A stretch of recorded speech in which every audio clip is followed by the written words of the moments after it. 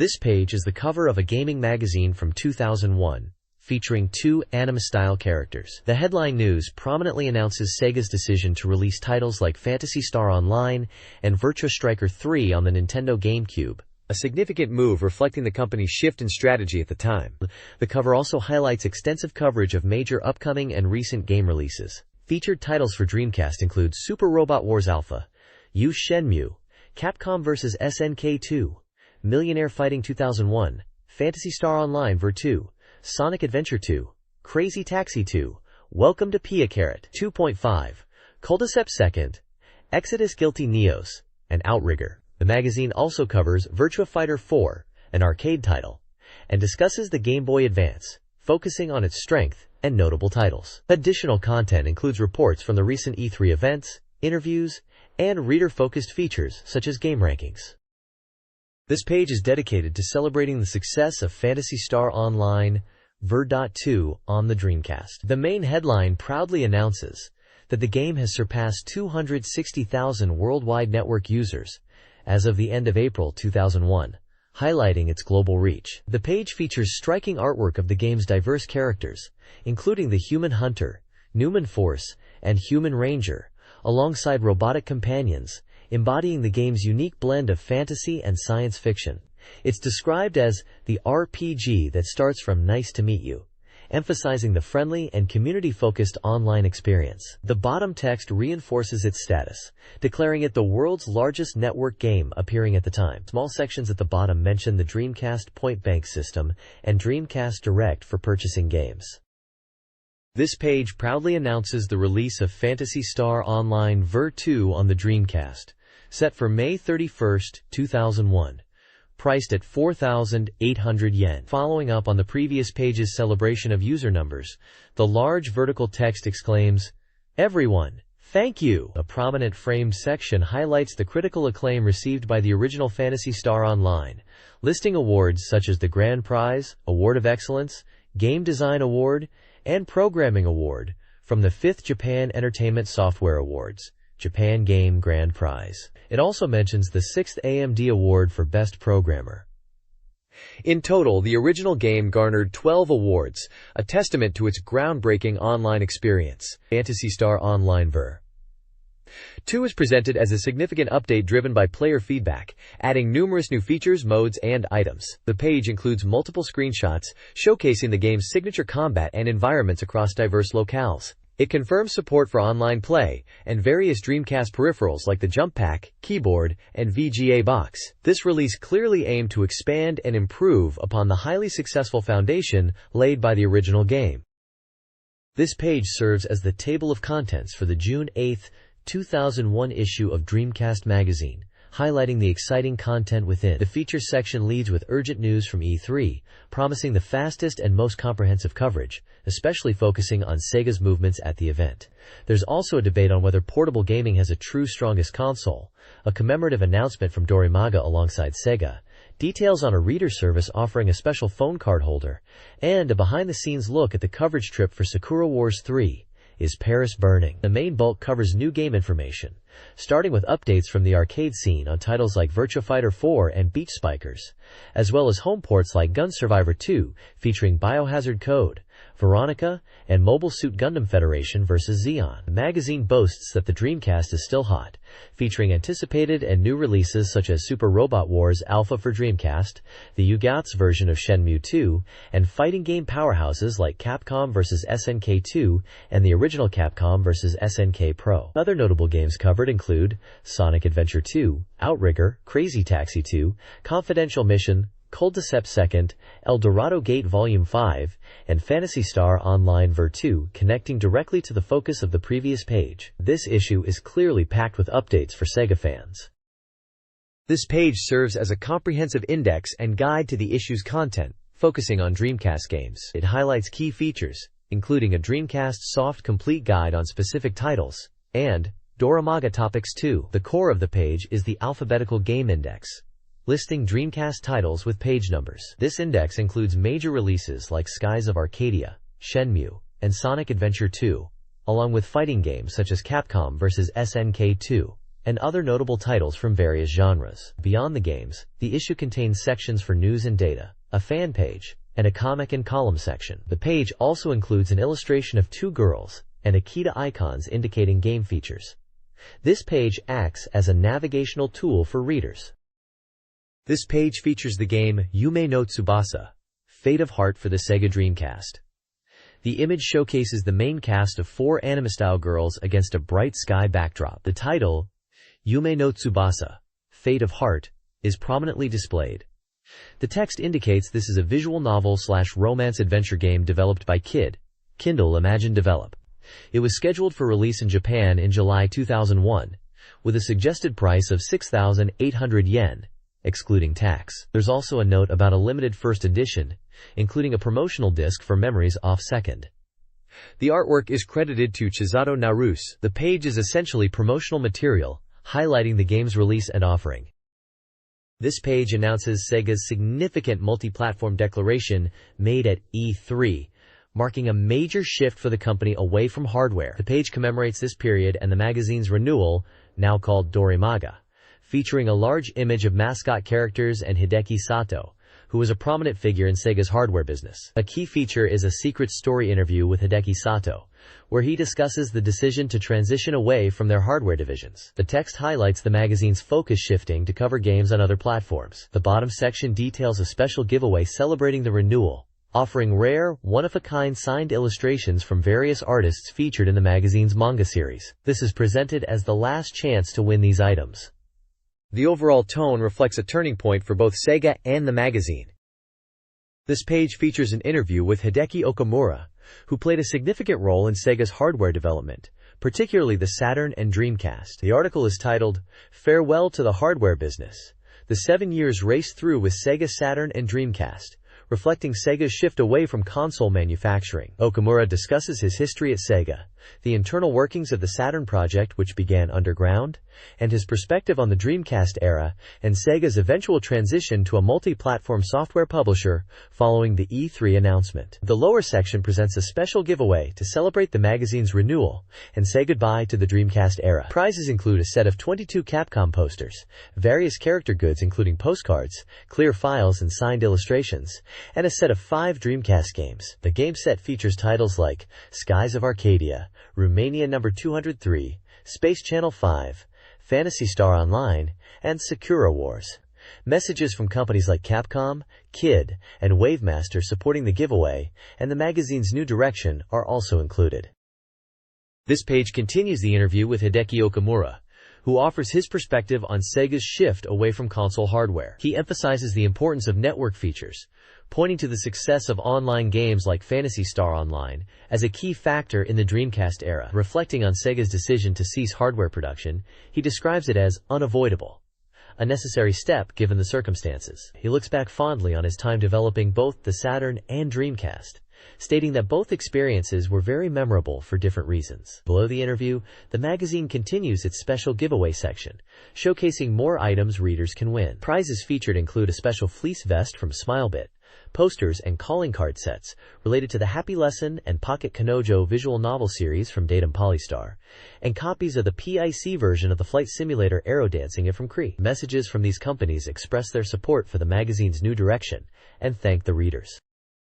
This page continues the special interview with Hideki Okamura, who shares his vision for Sega's future as a software-focused company following the discontinuation of Dreamcast hardware. He confidently states, Sega aims to be the world's best software company and looks forward to demonstrating their capabilities. The giveaway section continues, featuring more cool prizes for readers. Up for grabs are the online-enabled simulation game Jet Coaster Dream 2, a set including the golf title Golf Shiryu Yo 2, and the unique RPG Rhapsody of Zephyr, and merchandise like Sakura Wars and Sengoku Turb plushies.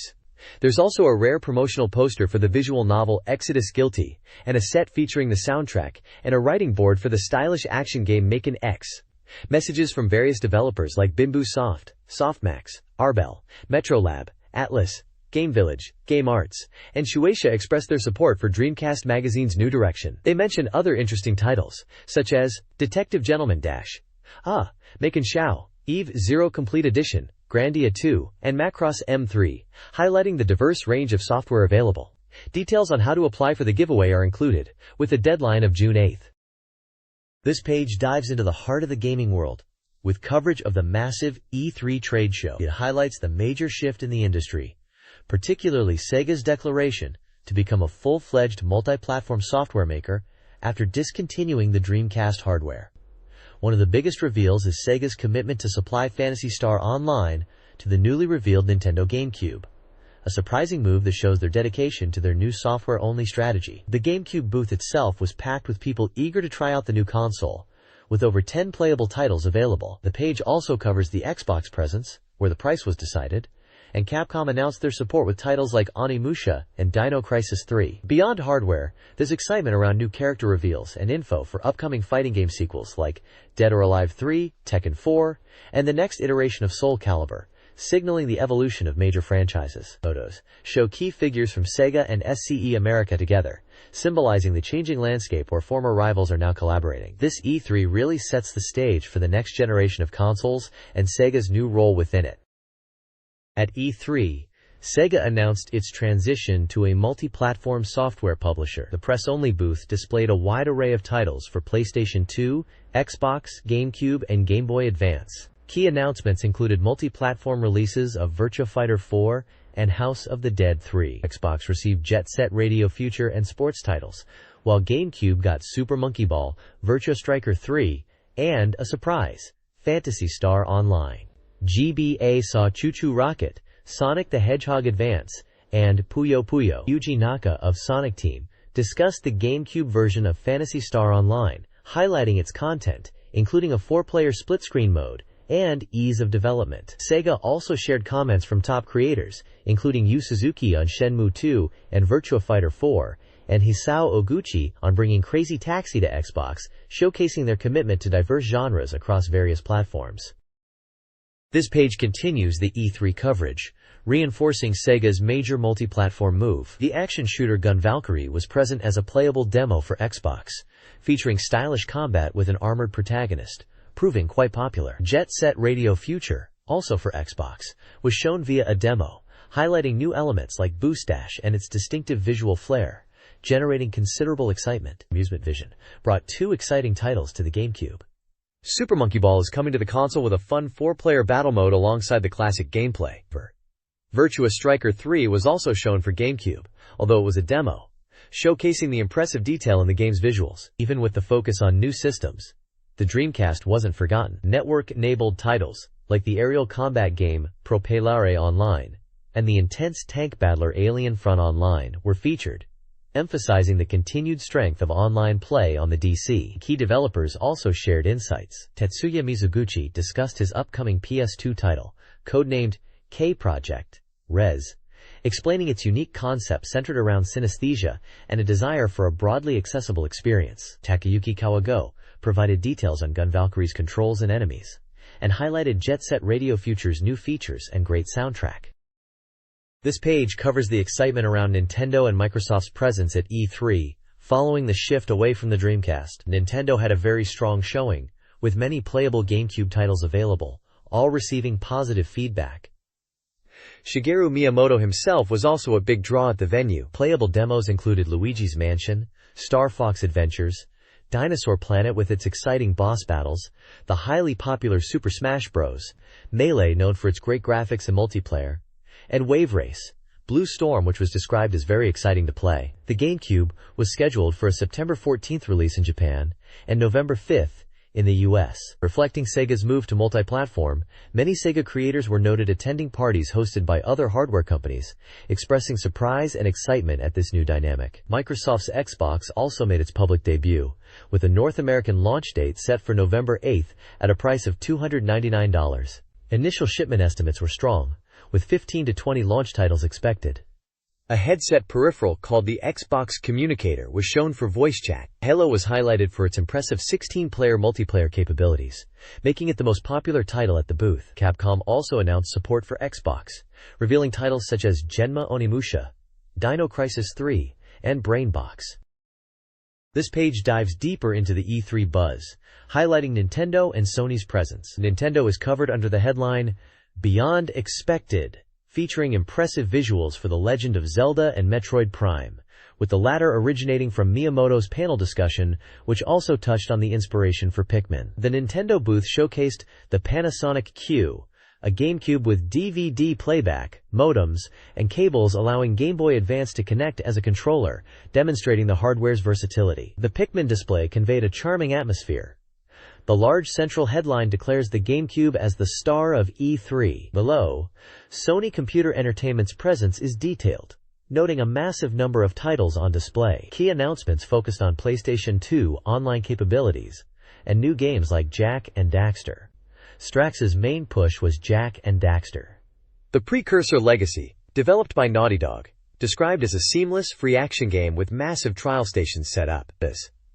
The PS2's move towards broadband was emphasized with announcements of partnerships with companies like AOL and Netscape, and peripherals like LCD displays were shown. Acclaim presented Crazy Taxi for PS2, which was playable, though controls felt a bit off. The overall presentation was impressive. Finally, the collaboration between Disney and Square on the RPG Kingdom Hearts featuring Disney characters like Donald and Goofy was noted, despite no live gameplay being shown, generating significant anticipation.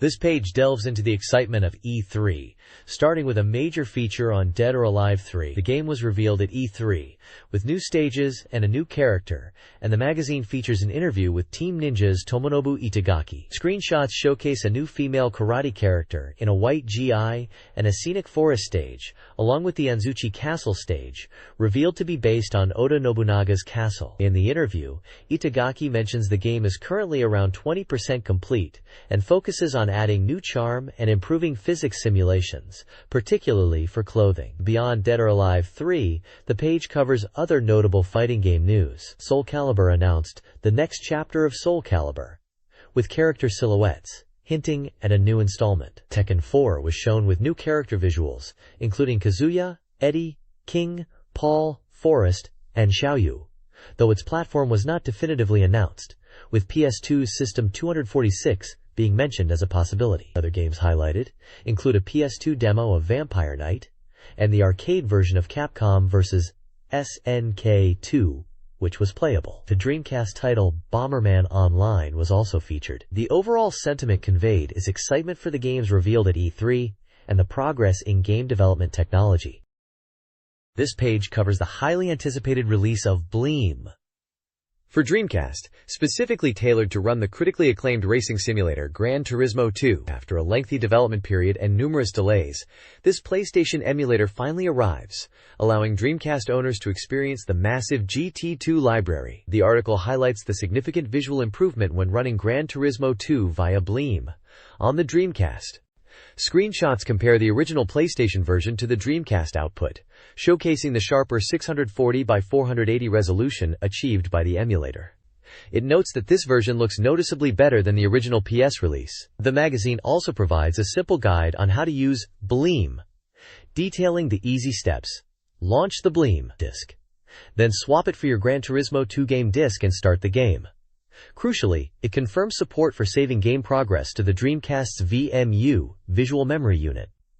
An interesting anecdote from a previous E3 is shared, showing a meeting between the head of Bleem, Sega's president, and Square's president at the time, humorously discussing the possibility of playing games like Final Fantasy on Dreamcast thanks to Bleem. A comment from a retailer notes that many people are purchasing Bleem just to play GT2 on their Dreamcast, emphasizing the appeal of this specific release. This page features the latest news from Sega, leading with the exciting announcement of a limited special package to celebrate Sonic's 10th anniversary. This package, tied to a 2-day event across Japan in late June, includes a special edition of Sonic Adventure 2 for Dreamcasts, bundled with a commemorative gold music CD, a gold medal, and a Sonic history book, all for the same price as the standard game. The article also provides the schedule and locations for the Sonic 10th Anniversary Birthday Party events, noting that producer Yuji Naka and director Takashi Iizuka are expected to attend. Elsewhere, there's news regarding the highly anticipated Phantasy Star Online version 2, which has seen a sudden 1-week postponement, shifting its release date to June 7th. An excerpt from Sonic Team's director, Yuji Naka, explains the delay was necessary to address network issues and a critical bug discovered late in development, ensuring a stable experience for players. Additionally, Sega is expanding its reach with new mobile content. Coming to iMode is Edo Gothic 365, a life simulation game, while J-Phone users can look forward to Robokuru and Badaban, simple action puzzle games from Overworks. Finally, the Dreamcast title Culdicep 2nd is confirmed to support the broadband adapter, allowing for online play, although official support details won't be extensively advertised.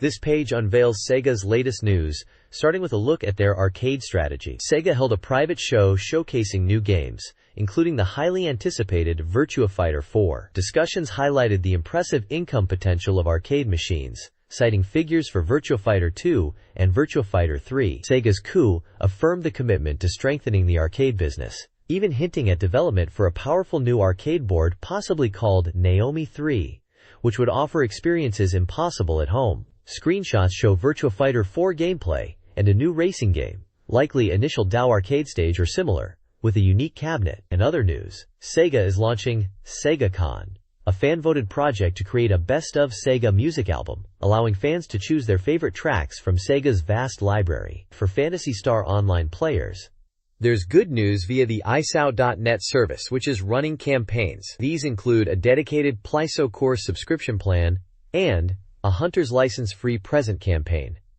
Screenshots feature gameplay from Phantasy Star Online. Upcoming events include the World Character Convention, an in-store trial event for Crazy Taxi 2 and Confidential Mission, and the Networld Plus Interop 2001 Tokyo exhibition. Additionally, iSow.net has launched a user participatory community site called My Room. This page dives into the latest news and events for Dreamcast fans.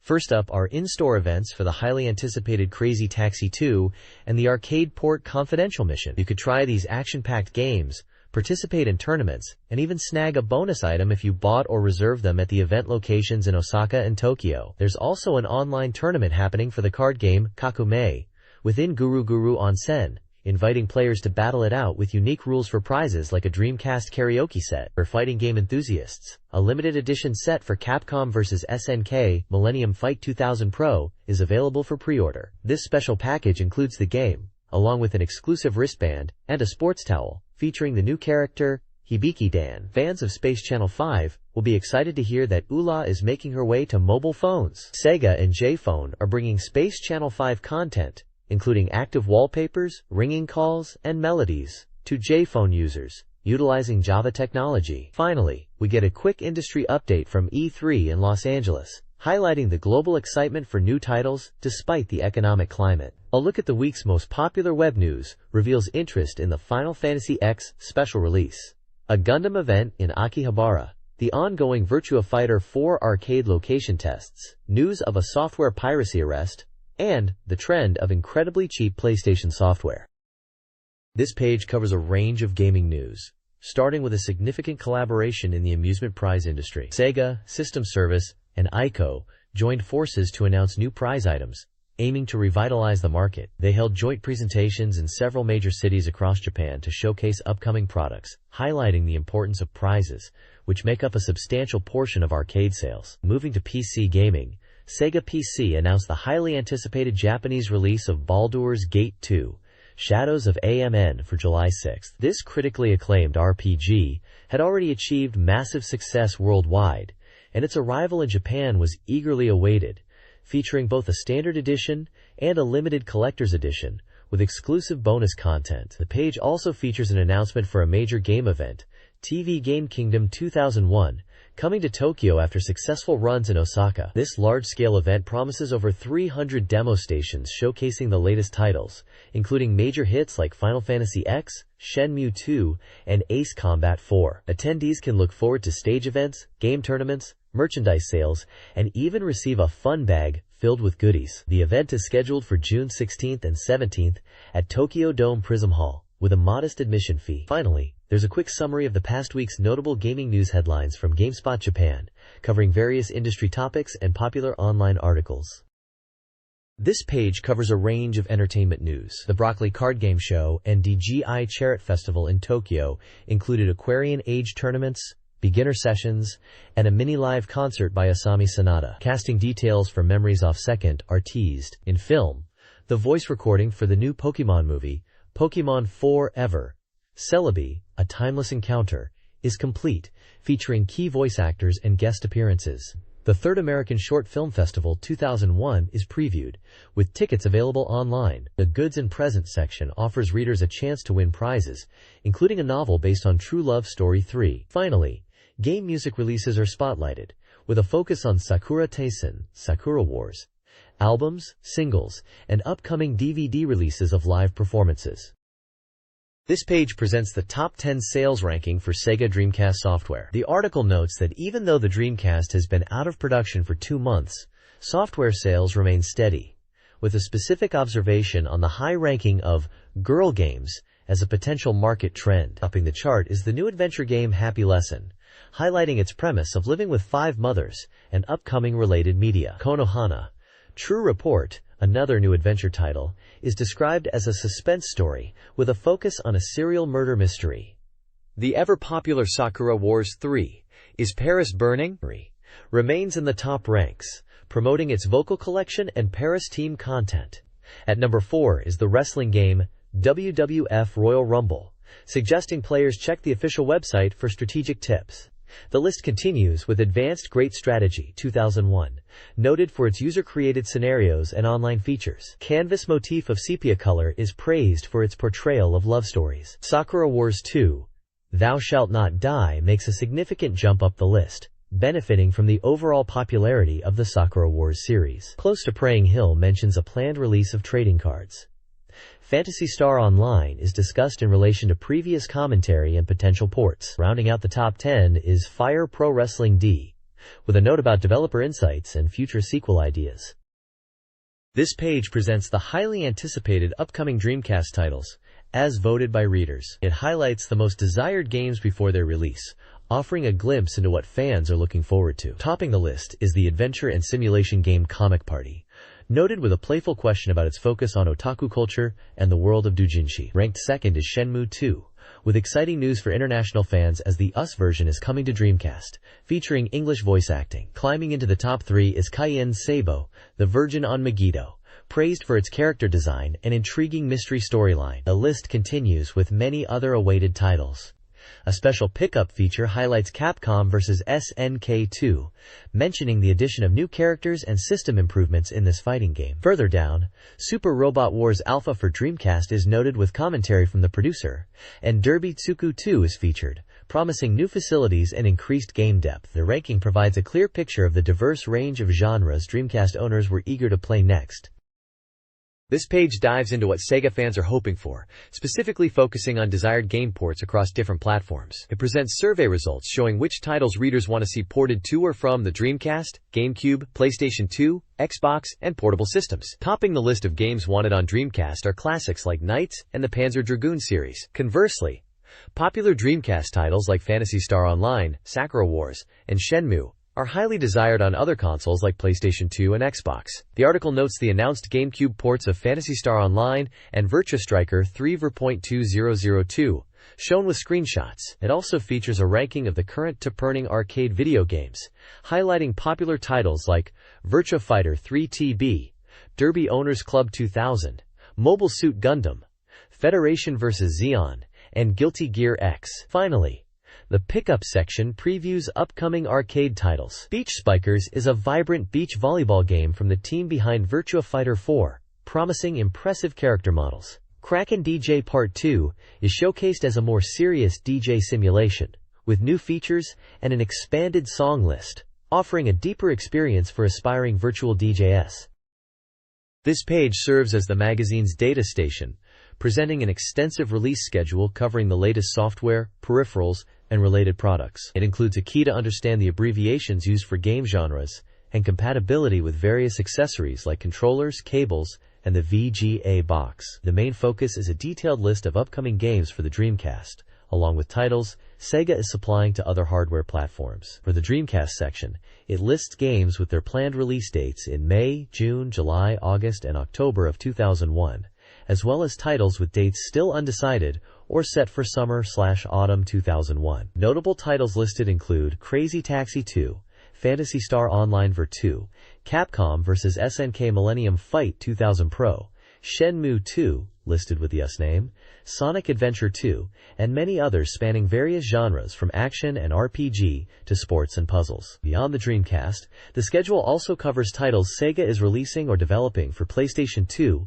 Nintendo GameCube, Xbox, and Game Boy Advance. This multi-platform list shows Sega's strategy of supporting other consoles, featuring titles like Sakura Wars Series, PS2, Virtual Fighter 4, PS2, Super Monkey Ball, GameCube, Crazy Taxi Next, Xbox, and Sonic Advance, Game Boy Advance. It provides a comprehensive look at Sega's upcoming software lineup across the major gaming systems of the time. The Reader's Race ranks Dreamcast games based on reader votes, using a 10-point scale to determine the OPSU average score. High-scoring games earn Reader's Favorite and Hall of Fame status. The page showcases a ranking table of 342 titles, reflecting community favorites like Sakura Wars 3, Soul Calibur, and Phantasy Star Online. The page also features recent releases with reader comments. WWF Royal Rumble scored 8.25, praised for its fun and wrestler variety, despite some navigation issues. Konohana True Report earned 7.68, valued for its characters and story, although some noted length and pacing concerns. The rankings are dynamic, with ongoing competition between titles like Jet Set Radio, highlighting the Dreamcast community's engagement. This page continues the reader-voted ranking from the previous page, showing games ranked from 31 down to 85, featuring a mix of genres like action, RPGs, and simulations, alongside their average scores. It also highlights several new releases and their reception. First up is D Crimson Ox, a shooter that scores 7.5138 from readers. Players found it captured the feel of games from its era, with chaotic, fun action and score attack elements, although some noted a lack of online ranking. Next is Happy Lesson, an adventure game scoring 5.8764. Described as a typical gal game, readers found it requires a certain courage to play, but offers strong comedy and entertainment for fans of the genre, despite some issues with character design and the need for prior knowledge. Finally, two other noteworthy titles are featured. Close to Inori no Oka, an adventure game with an average score of 8.8, received praise for its unique room part system, great voice acting, impressive graphics, and excellent music. El Dorado Gate Volume 4, part of the episodic RPG series, scores 8.6875, and users appreciated that feedback led to improvements, like a better item collection method, though item creation might be less enjoyable this time around. This page continues the reader-voted rankings and highlights several games with their scores and comments. Topping the list is Sakura Wars 3, Is Paris Burning?, securing a massive 9.6556 reader average and a 9.33 magazine average. Reviewers praised the change in characters and the significantly improved battle system compared to the previous entry, noting, "It's a truly standout title." Further down the list, Fire Pro Wrestling D at rank 74 scores, an 8.8666 reader average, and 8.0 from the magazine. It's highlighted for its focus on realistic pro wrestling simulation, appreciated by fans of the sport. Other featured games include the adventure game Canvas, sepia-colored motif, 8.228 reader average, 7.0 magazine, praised for its beautiful art. The survival horror game Ill Bleed, 8.1904 reader average, 8.0 magazine, noted for its balanced design, and the adventure game Ease, 8.1578 reader average, 8.33 magazine, which impressed with its visual presentation. Finally, the typing game Neon Genesis Evangelion. Typing Kaku at rank 258 receives a 6.5555 reader average and 5.33 from the magazine, with comments focusing on its typing mechanics based on the anime. The right side of the page presents the Dreamcast Software Ozchart C, continuing the reader rankings from 84th place down to 136th, listing various titles across genres with their reader average scores. This page continues the reader rankings from the previous issue on the left, listing games from rank 137 downwards. However, the main focus is on the unique title Sega, highlighted as a must-buy game. Described as the ultimate Sega simulation by master developer Zulgil Tetsushi, this game puts you in the shoes of Taro Sega in the year 2025, tasked with saving a struggling Sega from being crushed by its rival. It's a bizarre and brilliant blend of RPG and simulation gameplay, full of self-referential humor and deep dives into Sega's history, The article highlights its initial status as a Dream Direct exclusive before a general release on May 31st, calling it a true masterpiece that even garnered mainstream attention. Players particularly enjoy the game's use of classic Sega BGM and the numerous in-jokes delivered by protagonist Taro Sega. Reader comments praise the game's humor, its passionate portrayal of Sega's spirit, and the sheer enjoyment derived from its unconventional gameplay loop. Despite some initial confusion, it's clearly a game designed for Sega fans, filled with knowing nods and nostalgic touches.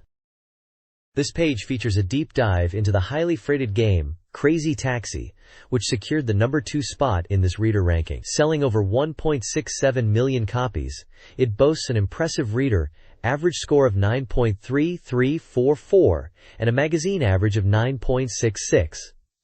The article includes an interview with Osamu Sugano from Hitmaker, the game's producer. Sugano discusses the game's origins, explaining they wanted to create a car game that wasn't just a racer, finding inspiration in the chaos of traffic jams. He humorously notes his staff initially opposed the idea of a taxi game. He also touches upon the challenges of porting the arcade hit to Dreamcast, calling it a divine feat by the main programmer. Sugano expresses appreciation for the positive online feedback the game received after release, finding value in reader evaluations. The page also continues the reader score list from the previous issue, presenting games ranked from 190 down to 242, detailing their genre, compatibility, and average score. This page continues the reader ranking results, presenting more titles from the lower end of the list. The main columns detail games ranked from 243 down to 318, providing their genre, compatibility details, and average reader scores. It includes a variety of games like Redline Racer, Silent Scope, Sonic Shuffle, Puzzle Bobble 4, and the first chapter of Grauen no Tsubasa. A side panel highlights notable shifts in the rankings, discussing games that have moved up, such as Close 2 and Eldorado Gate Volume 4, and games that have fallen, including Napachi 2, and significantly, Haruame Duji, which features a character illustration. Another section looks ahead to future software releases that are expected to impact the rankings, particularly focusing on the upcoming Net vs. series, and speculating on which games might end up at the very bottom of the list. This panel includes an image showcasing various board and card games, suggesting these types of titles are anticipated. Finally, a section lists software that has recently been released and is now eligible for ranking, including several chapters of the Grauen no Tsubasa series, and various titles from the Net vs. collection, which cover classic table games like baseball, shogi, chess, and mahjong. Many of these recent additions are still awaiting their initial reader scores. The next page highlights rapid news on highly anticipated Dreamcast software. It spotlights several upcoming or recently released titles, including Sports Jam, a minigame collection with a 7.0 average score, Advanced Warfighting 2001, a simulation game also scoring 7.0, Battle Beaster, a strategy game with a 4.33 score, and the racing game Spirit of Speed 1937, which received a 5.33. The page includes screenshots and reviewer comments for each, discussing their strengths and weaknesses, like the graphics of Sports Jam, or the disappointing quality of the overseas version of Spirit of Speed 1937. There's also a ranking chart for Dreamcast accessories and visual memory units, based on reader scores. Reader feedback is featured, with comments ranging from hopes for future game releases to preferences for magazine content. Contests invite readers to predict the ranking of upcoming games like Capcom vs. SNK Millennium 2000 and the odds for Confidential Mission. Winners are announced for previous contests. Finally, the page showcases special presents given to readers, including sets of Dreamcast software and visual memory units. The editorial summary emphasizes that despite Sega's move to multi-platform development, the Dreamcast is still going strong, especially with anticipated titles like Phantasy Star Online Verdot 2 and popular existing games. This page is a special commemorative feature, offering readers a chance to acquire unique telephone cards featuring artwork from popular Dreamcast titles. It's a fond look back at some of the system's highlights.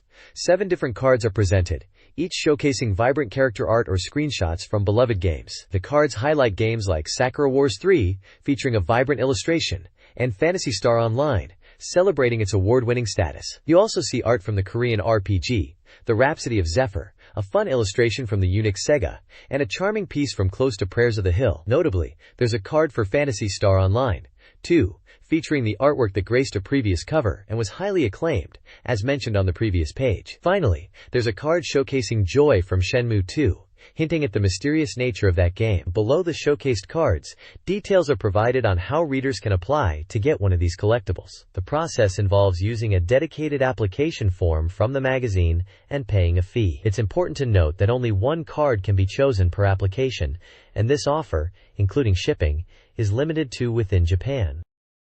This page continues the special telecard offer introduced previously, showcasing 6 more unique designs for readers to collect. This marks the third and final installment of the Sayonara and Konnichiwa applicant service. The featured telecards include various artistic styles and subjects. Card 8 presents a charming illustration from Iroero Sukusuku, now in color according to the text. Card 9 features the magazine's character, Dorimaga, in a dynamic pose, indicating her planned active role in game reviews. Card 10 shows delightful characters from Digilog channel, with a note highlighting one character without her glasses. Card 11, from DC game Torada no Ana, displays an intriguing character in an elaborate costume, prompting questions about its significance. Card 12 showcases a renewal of Guru Guru creature, with its distinctive characters. Finally, Card 13 captures the energetic chaos of Sega no Game wa Sekai Ichi Thi, depicting characters powered up and impacting the game world. Each telecard is available for 850 yen. As a bonus, applicants who order 2 or more cards will receive a special Dorimaga original card holder, designed to showcase the magazine's history through its past covers. The page provides detailed instructions on how to apply, mentioning the application deadline of June 8 and expected shipping starting in mid-August 2001. This Dreamcast software review section details the scoring system, a subjective 1 to 10 scale, with 9 to 10 representing a must-buy. Reviews feature staff, guest, and female reviewers. Exodus Guilty Neos, a single-player RPG plus ADV, earns an average of 6.33. Praised for its improved visuals and voice acting, it's criticized for slow gameplay and navigation issues. While the narrative has potential, reviewers found some story elements confusing or unsatisfying. Phantasy Star Online Ver2 receives a stellar 9.66. This enhanced online RPG from Sega/Sonic Team is lauded for its abundant content, smooth online play, and significant improvements over the original. Its challenge mode and comfortable experience, particularly in Ultimate Mode, are highlighted. The integration of network play and RPG elements makes it a highly recommended, top-tier network RPG. This page covers reviews for 3 different Dreamcast titles. First up is Crazy Taxi 2, the sequel to the chaotic arcade racer. With an average score of 8.66, reviewers highlight new features like the crazy hop jump and multi-destination fares. While some felt it wasn't quite as crazy as the original, the core destructive gameplay and the addition of team-based fares for strategic drops were appreciated, though challenging. The signature high-energy BGM is still a plus. Screenshots show the game's familiar city environment. Next is El Dorado Gate Volume 5, an entry in the episodic RPG series. Averaging 7.66, reviewers note the story continues to develop, focusing on character interactions and evolving relationships. The battle system is functional, and the overall narrative structure seems to be progressing towards a climax. The visuals include character art and gameplay screenshots, showing turn-based combat and dialogue scenes. Finally, Cleopatra Fortune, the block-dropping puzzle game, received an average score of 5.33. Reviewers found the core puzzle mechanics simple and accessible, but the overall package felt somewhat basic. While enjoyable in short bursts, some reviewers felt it might lack the depth or variety to hold attention long-term compared to other puzzle titles, though they noted the charm of the characters. Screenshots show the puzzle grid and bonus items. This page dives into the fascinating world of game character goods, exploring just how extensive and varied the merchandise scene has become. The reviewer expresses surprise at the sheer volume and range of items available now, especially in specialized shops in Akihabara, far exceeding what you'd typically find in a standard game store. Sections highlight goods for various series, showing how diverse the offerings are. There are items for visual novels like canon, a wide array of trading cards, and impressively detailed figures, including one for Parasite Eve. The page then showcases a true treasure trove of merchandise, covering classics and popular titles.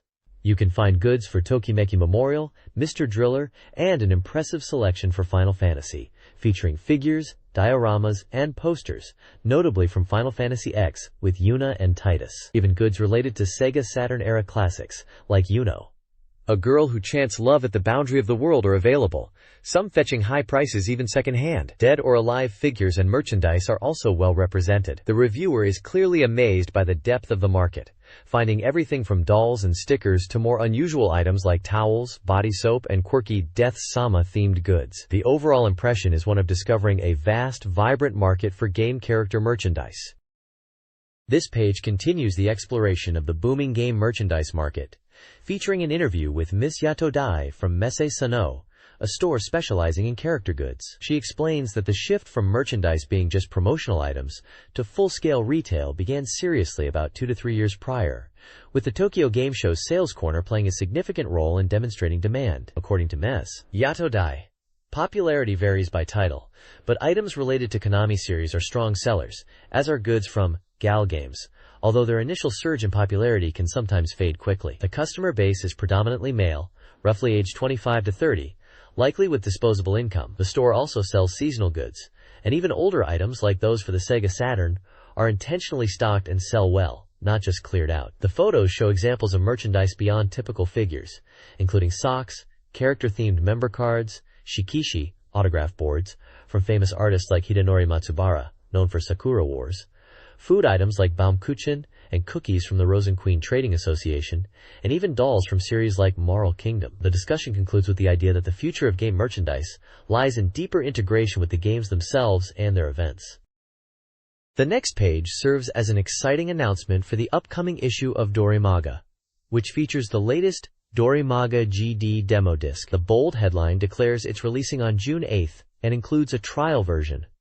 A large graphic displays the magazine's name. The page prominently features the Dorimaga GD Volume 12 disc itself, adorned with Sonic the Hedgehog. Intriguingly, another headline asks, "Is this the final Dorimaga GD?" suggesting this issue might mark the end of the demo disc series, urging readers not to miss out on what's billed as this summer's final burst of DC excitement. Key content on the disc is highlighted, including movie features for major titles like Shenmue 2, presented as a double movie, and Sonic Adventure 2. A significant draw is the trial version of Confidential Mission, a light gun arcade port, with screenshots showcasing the gameplay. Images of characters from Shenmue 2 and the agents from Confidential Mission are also displayed. The page lists a total of 6 content types on the disc, emphasizing it's packed with previews and playable demos for the summer's anticipated Dreamcast releases. The final message is a strong call to action, stating the next Dorimaga issue is unmissable for multiple reasons. This page delivers a huge scoop on the highly anticipated fighting game giant, Virtua Fighter 4. It announces that the arcade version is scheduled to begin operation in late July, following a very successful location test. The main focus is the grand reveal of the final new character joining the roster, Vanessa Lewis. Described as a practitioner of modern mixed martial arts, her style incorporates Muay Thai-based strikes along with grappling techniques. A small profile hints at her mysterious past, seeking revenge, and having a connection to the Bryant family, potentially working as their SP. The page also highlights 2 successful unveiling events: a public location test held at Ikebukuro Jigo on May 12th, showing players trying out the game, and a Sega private show on May 18th, where the game's concept of game as evolution, network as revolution was presented. At the time of this magazine, Virtua Fighter 4 is noted as being 65% complete and running on the Sega Naomi 2 arcade board. Virtua Fighter 4 unveils new moves for several characters. Akira Yuki gains Fuko, a powerful Hakioken strike. Aoi Umenokoji receives Kasaneate Tenkai, a guard-breaking strike setting up throws. Jackie Bryant now has a combo, Spin Leg Slicer, and Jeffrey McWild gets the guard-crushing heel axe. Location test highlighted the new VF4 Access card system, replacing previous magnetic cards. This card stores player data on a server, accessible via mobile phones, initially iMode. Players can track stats and battle history. Developer Daiichi Kataoka emphasizes the system's potential to significantly enhance the player experience and environment beyond the game itself. The test primarily focused on card functionality and a limited portion of mobile integration. This page dives deep into the new mechanics and systems introduced in Virtua Fighter 4. It showcases fresh techniques for 4 key characters. Pai-chan gains moves that integrate offense and defense seamlessly.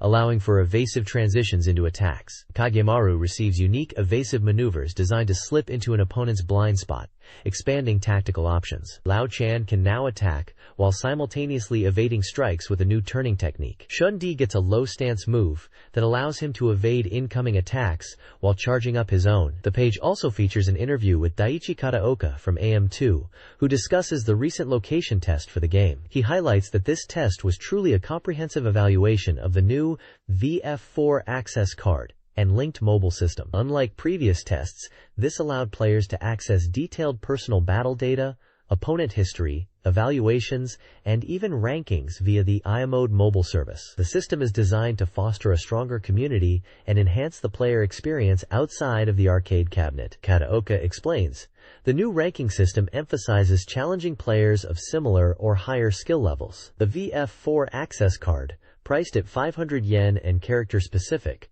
serves as the key to accessing this vast amount of data and information, both on mobile phones and potentially at arcade counters. The ambitious goal is a new, interconnected game environment. Virtua Fighter 4 unveils new character techniques, with Wolf Hawkfield getting a powerful tackle and Lion Raphael a deceptive maneuver. Producer Daiichi Kataoka discusses the game's evolution, highlighting its depth and features beyond character moves. The game will soon introduce a scouter-like mobile phone feature and the VF4 access card, letting players track detailed battle data and gauge opponent strength. Development is 65 to 70% complete, with full arcade operation planned soon.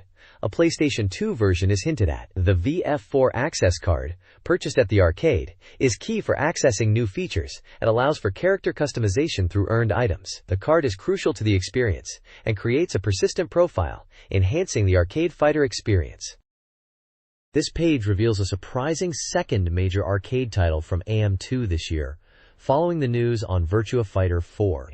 It's Beach Spikers, Virtua Beach Volleyball, running on the powerful Naomi 2 hardware. The game focuses on dynamic 2-on-2 gameplay, supporting up to 4 players simultaneously. Visually, it boasts detailed environments, realistic lighting effects, and features female players from 8 different countries. The developers paid attention to details, like using official Mikasa balls, and including court sponsors. Controls are kept simple with a lever and 2 buttons, allowing for straightforward yet potentially deep gameplay, including partner high-fives after scoring. An interview with AM2's Yu Suzuki discusses the rationale behind this unexpected title, describing it as an image change for the team compared to their typical fighting or racing games, while also confirming development on Shenmue 2 is progressing. The game aims for simple, enjoyable fun that is also deep. This page reveals an exciting development. 2 Shenmue titles arriving in the early 21st century. It announces the Japanese release of the US version of Shenmue, launching on July 5th for a budget-friendly 3,000 yens. This release brings the overseas version, originally released in America last year, back to Japan, due to high demand from players eager to experience it before Shenmue 2. A major highlight is that the entire game, including all voices and on-screen text, is presented in English, offering a unique way to revisit the first chapter. Screenshots show the dialogue and interface are indeed in English. The page also touches upon AM2's future challenges. Yu Suzuki discusses development progress, hinting at projects shown at E3, mentioning the possibility of releases on PlayStation 2, and referencing elements that sound very much like the upcoming Virtua Fighter 4. The focus is on tackling diverse genres and using technology dynamically, like impressive camera work in sports games. Ultimately, this is presented as a great opportunity to dive into the English version of Shenmue, encouraging players to enjoy it thoroughly before the highly anticipated release of Shenmue 2. This page dives deep into the exciting progress of Shenmue 2. It highlights how the Shenmue Passport from the first game is getting an upgrade, allowing players to access a dedicated website, upload save data, and participate in world rankings for minigames, adding a competitive layer to the experience. The crucial point for fans is the confirmation that save data from the Utsalengas version of Shenmue can be carried over to Shenmue 2. This means players who finished the first game can pick up right where they left off in the sequel, which is fantastic news. Development on Shenmue 2 is reported to be proceeding smoothly. The article features screenshots showcasing stunning environments, like the vibrant landscapes of Gillen, and emphasizes the dynamic QuickTime events that will be crucial for navigation and action sequences. sometimes with challenging timing. Key characters like Shenhua are briefly mentioned in relation to the environments, and Ryo's interactions and battles with characters like Ren are shown, hinting at their significant roles. The interview segments discuss the detailed tuning of the game's feel, especially the QTES and combat, ensuring a smooth experience. There's palpable excitement about the game nearing completion, with comments noting how everyone on the team feels the finish line is close. The game is described as being tightly packed with content, including area jumps, the waiting system, and a condensed storyline, promising a substantial experience spread across 4 discs. The article urges readers to look forward to more updates. This page is promoting the official setting materials collection for the beloved RPG Grandia 2, titled, "All the treasured production materials are fully revealed. The world of the eternal masterpiece Grandia 2 is all compiled in this one book." Quote, "This guide offers an in-depth look at the game's creation. It features extensive sections covering character designs for the main cast, like Ryudo, Elena, Moreg, and Tio, as well as sub-characters. There are detailed explorations of the game's vibrant world, including locations like the World section and Fue Deus. You'll find illustrations of the various monsters encountered, an illustration gallery showcasing game art, and insights into the animation and storyboarding process. The book also includes interviews with the music staff, providing a behind-the-scenes perspective. Published by SoftBank Publishing, this, a 176-page book, was edited by Nobuyuki Shiota and Glob's Project, with cover art and character designs by Yushi Kanu, and world design by Katsumi Izaki. It's presented as a must-have for fans wanting to delve deeper into the rich universe of Grandia 2. This page is an exciting reveal, announcing that Super Robot Wars Alpha is finally coming to the Dreamcast. After a long wait and some worrying rumors, the game is confirmed for a July release. The page shouts about an emergency scramble because the rumors of this highly anticipated title being cancelled were thankfully untrue, and the Dreamcast version is shaping up to be amazing. Key highlights include the potential for a brand new ending, awesome 3D battles, and the return of devastating combination attacks. The page features various screenshots showcasing iconic mecha from series like Mazinger Z, Getter Robo, Gundam, Evangelion, and Macross, even including a dialogue bubble from Roy Fokker. A special report confirms the game is 80% complete. Producer Terada from Banpresto is interviewed, explaining that the delay had a reason, and assuring fans that despite the tough development, the game's quality is high. He apologized for the wait, stating that what the interview team was shown indicates a confident, well-progressing project. The game is listed as a simulation RPG and requires a 4X memory card, priced at 7,800 yen. This page dives deeper into the appeal of the Super Robot Wars series, especially in light of the upcoming Dreamcast release. It highlights the core charm, bringing together iconic mecha and characters from vastly different anime universes like Mazinger Z and Gundam to fight alongside one another in a tactical simulation RPG. The game's depth comes from unit modification, pilot upgrades, and the use of spirit commands, which act like special abilities, allowing for high strategic play. The story integrates elements from the various series, influencing the scenarios and adding to the fan appeal. The basic system is explained as stage-based progression, starting with a story demo, selecting units, and engaging in turn-based combat. Players maneuver their units to meet win conditions, and between stages, they can customize their units, transfer pilots, and equip parts. The page also briefly recounts the history of the series, spanning approximately 10 years and 23 titles since the first game in 1991. It traces the evolution through titles like the original Game Boy release, the second and third installments which added story, characters, and customization, and the fourth game, which solidified the core gameplay system. It notes the significant shift with the PlayStation era, moving from room cartridges to CareDroms, which allowed for voice acting and character dialogue, a major enhancement in games like 4th Super Robot Wars ES and Fra Final. Screenshots showcase gameplay maps, battle scenes, and character dialogue portraits. This page is a special feature focusing on the immense appeal of the Dreamcast version of Super Robot Wars Alpha.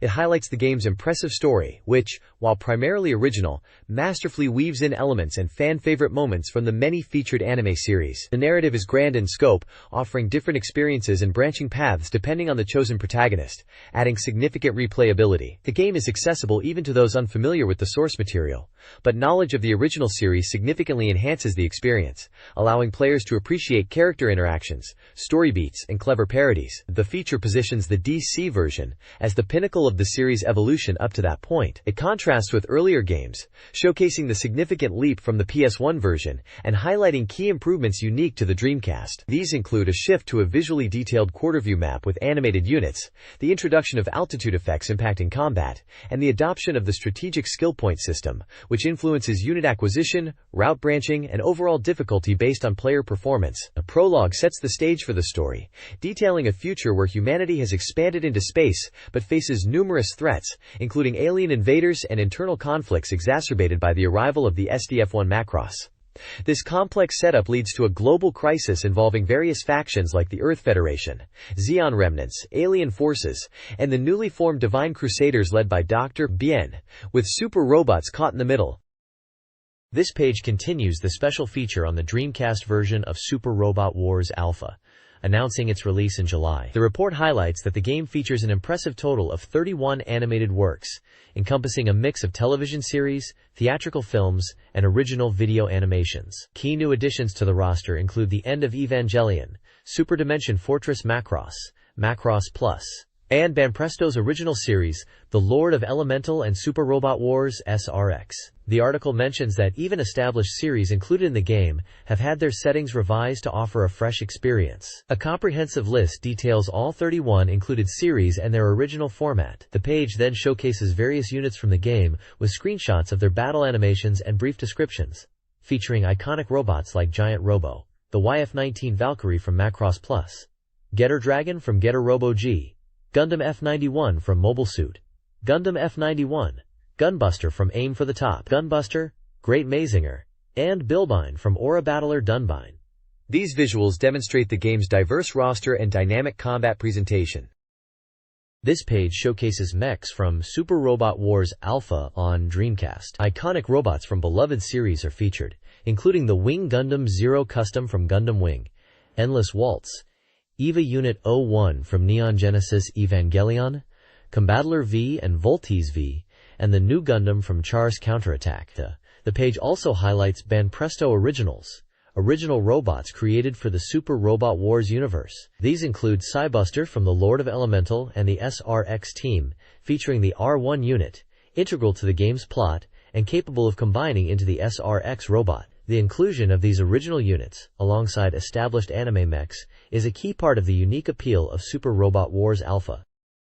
This page announces the July release of Super Robot Wars Alpha on Dreamcast, and delves into its features. It introduces several potential player characters, including Brooklyn Luckfield, Rio Meilong, Yuki Jagunin, and Leona Geldstein, noting that players select one from a larger pool at the start, and their mech changes based on their type, real or super, as the story progresses. The page highlights the Huckabine, MK2I, the powerful exclusive unit for the real-type main character, describing its advanced capabilities and signature weapons, like the Gimpact Cannon and Full Impact Cannon. A major focus is placed on the significant graphical upgrade from the PlayStation version, with both battle scenes and the strategic map now rendered in full 3D. This includes features like map rotation and units changing direction during movement, which the article suggests makes the Dreamcast version feel like a vastly different game from its predecessor, offering a more dynamic visual experience. This page delves further into the Super Robot Wars Alpha for Dreamcasts, focusing on the main characters and their distinct mech types. It introduces 4 potential protagonists: Ryuto Hikaru, described as timid but kind; Kusuha Mizuha, cheerful and easygoing; Task Shinguji, cheerful and energetic; and Lilkara Borgnin, quiet but strong-willed. Players choose one of these characters, and their playstyle is determined by whether they are a real or super-type pilot. Real types excel in hit and evasion but have lower attack power, while super types are the reverse. This choice significantly impacts the starting unit and the story's progression. Featured prominently is the super-type protagonist's exclusive mech, the Ryuoki, Dragon King machine, which can combine with the Koryo, Tiger King machine. The Ryuoki specializes in sea, air, and mystical combat, while the Koryo is skilled in ground combat. Their combined form becomes a highly versatile unit, capable of powerful attacks like the Ryuo Zanmei-zan, Gyakurin-zan. The article then highlights key additions and changes in the Dreamcast version compared to the PlayStation release. New ending routes have been added, influenced by player choices throughout the story. Combination attacks, first seen in Super Robot Wars 64, are included, allowing multiple units from the same series to perform powerful joint attacks, like the Mazinger Z and Great Mazinger's double burning fire. Finally, the character face graphics displayed during battle messages have been updated, appearing cleaner and more detailed, improving the visual presentation.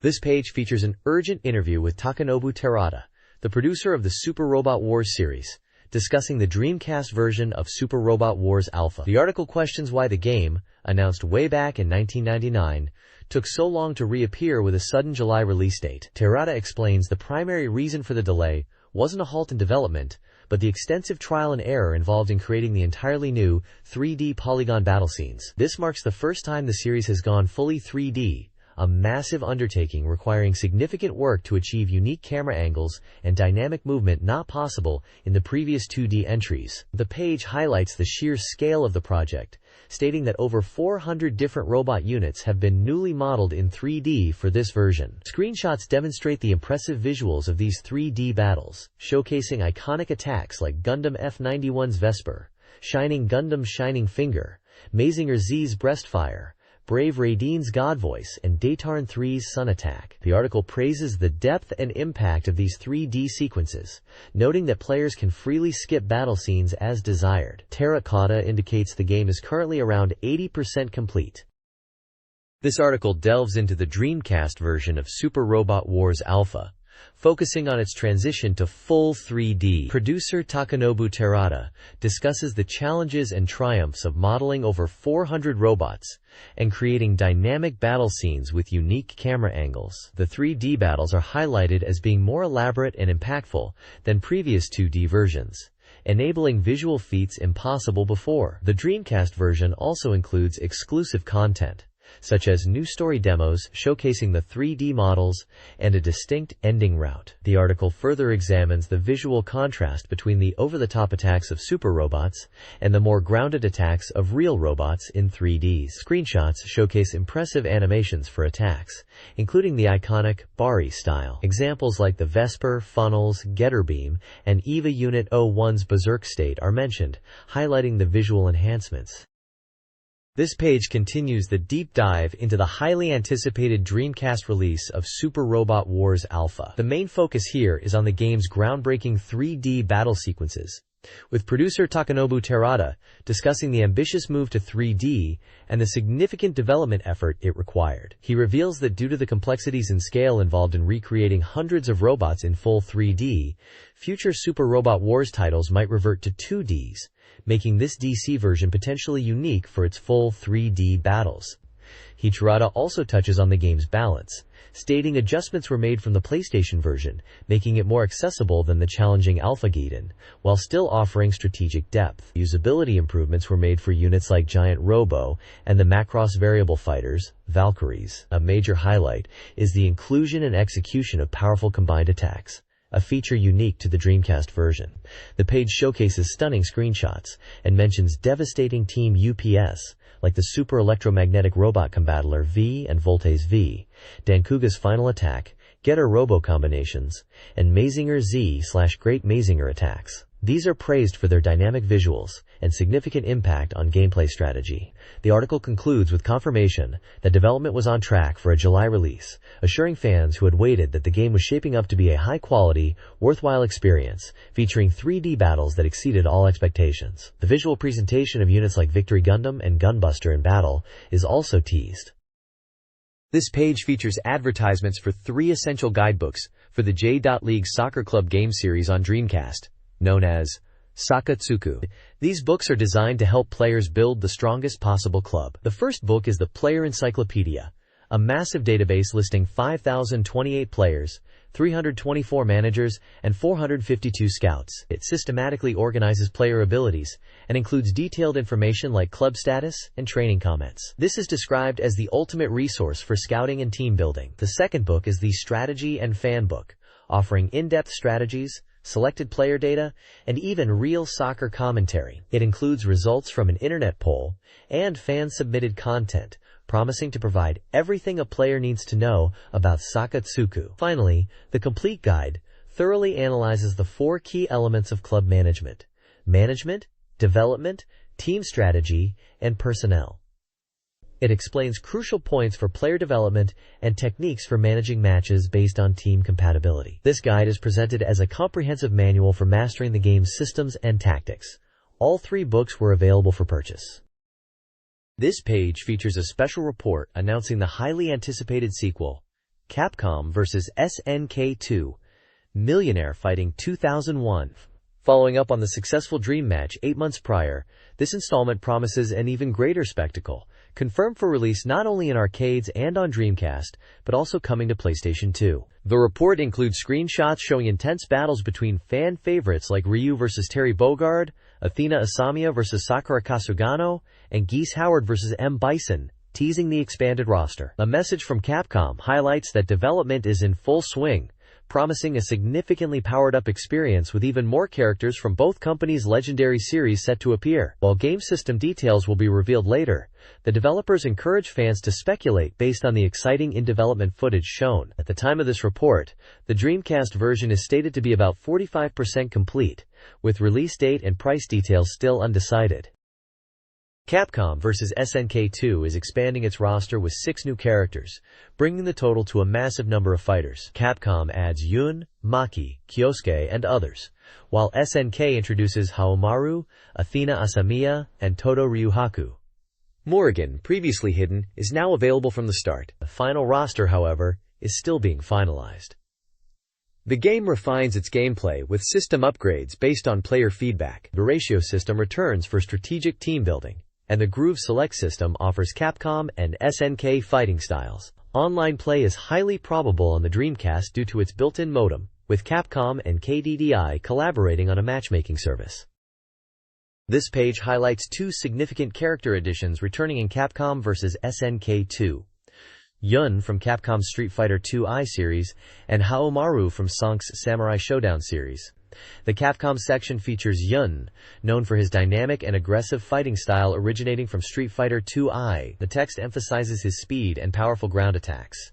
Questioning how his unique mechanics from Street Fighter II, I will translate into the different game system of Capcom vs. SNK 2. Screenshots depict Yun in various combat scenarios, including his aerial dive kick and confrontation with Kim. It also notes that Yun's twin brother, Yang, makes an appearance, seen performing a powerful super move. The SNK section introduces the iconic swordsman Haomaru from the Samurai Showdown series. Described as a master swordsman, his inclusion follows Nakoru from the previous game. The text notes his signature powerful slashes were a defining trait in Samurai Showdown, and questions if their effectiveness remains in Capcom vs. SNK 2. Screenshots show Haomaru in combat against Ryu and Sagat, demonstrating his potent sword techniques, including the Cyclone Slash and Crescent Moon Slash, highlighting their visual flair and impact. This page continues the character introductions for Capcom vs. SNK 2, focusing on 2 returning fan favorites. On the Capcom side, we see Maki, a kunoichi who learned the Bushinryu fighting style, the same as Guy. She originated in Final Fight 2 on the Super Famicom, where she sought to dismantle the evil organization that had revived. Known for her tomboyish nature and love of fighting, her inclusion here is presented as a long-awaited return. The text notes her fighting style is very similar to Guy's, utilizing swift Bushinryu techniques. Screenshots highlight her signature moves, including the Rekyaku or Fierce Wind Leg, which costs vitality in FF2, and potentially a move similar to Guy's Bushin Izuna Otoshi. The page also mentions her ability to wall jump, Sankakutobi. The SNK side features Athena Asamiya, a staple character from the King of Fighters series. She's known for her psychic powers, and her tendency to change costumes with each game iteration. Here, she appears to be wearing her outfit from King of Fighters 95, leading the magazine to speculate if her gameplay mechanics might also be based on that version. Screenshots showcase her powerful psychic abilities, including the Psycho Ball projectile against Sagat, a multi-hitting anti-air attack resembling Psycho Sword against Bison, and her super move, Shining Crystal Bit against Ryu, which can send projectiles forward with additional input. The text also questions if her Psycho Teleport has been altered to have offensive properties, perhaps hinting at new techniques. This page continues the character introductions for Capcom vs. SNK 2, highlighting 2 more fighters making their return. On the Capcom side is Kyosuke Kagami, from the Rival Schools series. Described as a student who stands out by wearing a white uniform, He is known for his quick attacks and strong combos. Having previously appeared in 3D titles, his transition to 2Ds in this game brings notable changes. Screenshots show him utilizing what is called the illusion kick against opponents like King and Terry Bogard, with the text specifically noting it is distinct from a standard somersault kick. The SNK side features Takuma Sakazaki, known in the Art of Fighting series as Mr. Karate, but here appearing as Ryo and Yuri's father, Takuma Todo. Originally just the first stage boss in the original Art of Fighting, his unique style gained popularity, leading to appearances like his daughter Kasumi in The King of Fighters. He makes his long-awaited return as a playable character after 9 years. The text emphasizes his signature technique, the Kasane 8, or layered hit, and questions whether he will have additional special moves. Screenshots show him battling various opponents, including Zangief, Guile, E Honda, and Ryu, demonstrating both his unique strike and a command throw. The anticipation for the return of this veteran character and his distinct fighting style is palpable. The next page dives into Capcom vs. SNK Millennium Fight 2000 Pro, highlighting key changes and character adjustments in this updated version. Prominently featured are Dan Hibiki and Joe Higashi, with lists of their special and super moves detailed. The article points out 2 significant system changes. Firstly, using a provocation move now increases the opponent's super combo gauge. Secondly, successful reversals are now more clearly indicated, with the character glowing blue and text appearing on the screen, a change common to all characters. The page also details numerous character balance adjustments and changes. This includes command and property changes for Ken and Iori's moves, added effects for E Honda's super combo Oni Musu, and changes to X Blanca, X Kami, M Bison, referred to as Vega here, Balrog, Yamazaki, Sakura, and Geese. For instance, M Bison's Psycho Vanish can now clear projectiles, and Balrog's defense decreases, but attack increases when his mask is knocked off. The Dreamcast version is scheduled for release on June 14th, priced at 3,800 yen. It supports 12 players and requires 9 blocks of VMU space. A limited Dreamcast Direct set including a wristband and sports towel is also available for pre-order. The page emphasizes that the Pro version introduces significant changes to both systems and characters, suggesting that players might need to adapt their strategies. This page features Comic Party, a visual novel and simulation game centered around the world of doujinshi, self-published manga, creation and distribution. The main visual depicts the protagonist with 2 key characters, a red-haired girl and a green-haired guy with glasses, capturing the energetic atmosphere of the game's theme. The screenshots show character dialogue scenes. One features the green-haired character, Taishi, proclaiming ambitious otaku goals. Another shows the red-haired character, Mizuki, expressing frustration. A third screenshot displays another character, Kazuki, commenting on the protagonist's interesting friend. The article highlights that the game is about the passion required for doujinshi activities and creative expression. It focuses on the relationship between the protagonist, Taishi, and Mizuki, whose illustrations are featured prominently on the standard edition package art. The news section points out the striking artwork by the game's key illustrators. The main body text emphasizes that if you consider yourself a true otaku, you should be familiar with the world of doujinshi. This software delves into that world, exploring themes of self-expression and the passionate stories of young creators. It challenges the player to witness the world of Kamipa. The game is listed as ADV plus SLG for Dreamcast, indicating it's a blend of adventure game storytelling and simulation elements. This page dives deeper into the world of Comic Party, starting with a large illustration capturing the energy and crowd of a massive doujinshi convention. The bold headline declares that there are many forms of love at the sales event, highlighting the passion inherent in the scene. The article explains that these events, centered around people creating and selling their own works, are fueled by the artist's love for creation and the buyer's enthusiasm. It notes the incredible scale, with the largest events attracting over 200,000 participants. The game itself is presented as an unprecedented software experience based on this real-life phenomenon, exploring the dedication of the people involved. A quote emphasizes the sheer number of attendees, describing lines of people. Thousands are there. Detailed reference material is provided on Tokyo Big Sight, identifying it as the real-world location that serves as the model for the game's setting and where the actual comiket, the basis for compa, is held. The page also gives a glimpse into the gameplay, with a section showing character parameters like stamina, drawing skill, and funds, alongside a map interface, confirming the simulation elements mentioned previously. The conclusion is that compa is software that otaku can enjoy by setting aside their own affairs, promising an immersive experience into this passionate subculture. This page delves into the narrative setup for the game Comic Party, titled True Story Secret. He was a normal university student. It introduces the protagonist, Kazuki, a university student with artistic talent who is drawn into the world of doujinshi by his eccentric friend, Taishi. Taishi convinces Kazuki that drawing manga is his destiny. Following Taishi's insistence, Kazuki is taken to a massive event revealed to be a doujinshi convention, clearly based on comiket. The screenshots show the overwhelming scale of the event, with the protagonist remarking on the incredible crowd. Taishi is shown excitedly describing the venue as a wonderland of dreams and desires. The page also includes comments regarding the cover illustration, featuring characters Yumi and Tsubaki. The artists, Misato Mitsumi and Ki Kanro, discuss the characters' relationship and the significance of their appearance on the cover, with Kanro also mentioning the awaited Dreamcast release of the game. The overall tone captures the protagonist's entry into the passionate and chaotic world of independent manga creation and sales.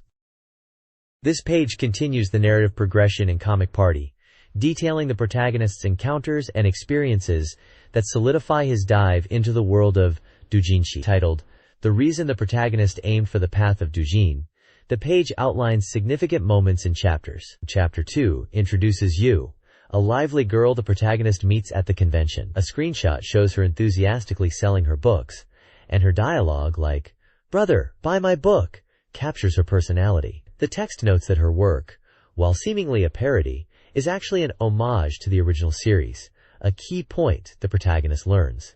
Chapter 3 features the encounter with Hachimi, known as the self-proclaimed Empress of Compa. The sheer scale of her popularity and her drawing skill are emphasized, highlighting her as a significant figure in the doujin community. A screenshot shows her confident presence among the crowds. Chapter 4 covers the aftermath of the convention and further interactions. Screenshots include other characters met, such as Otakutake and Watsuki. Dialogue boxes reveal motivational speeches and reflections on the intense day. These encounters with passionate creators solidify the protagonist's commitment to pursuing his own creative path. This page delves deeper into the world of Comic Party, detailing the protagonist's experiences and interactions at the monthly convention. It highlights key character encounters and gameplay mechanics. Various sections introduce characters like Momo-chan, a fangirl with a secret, Suzuko, passionate about her fanbook of a character named Gash, and Akika-chan, the demanding leader of a large circle who ropes the protagonist into helping.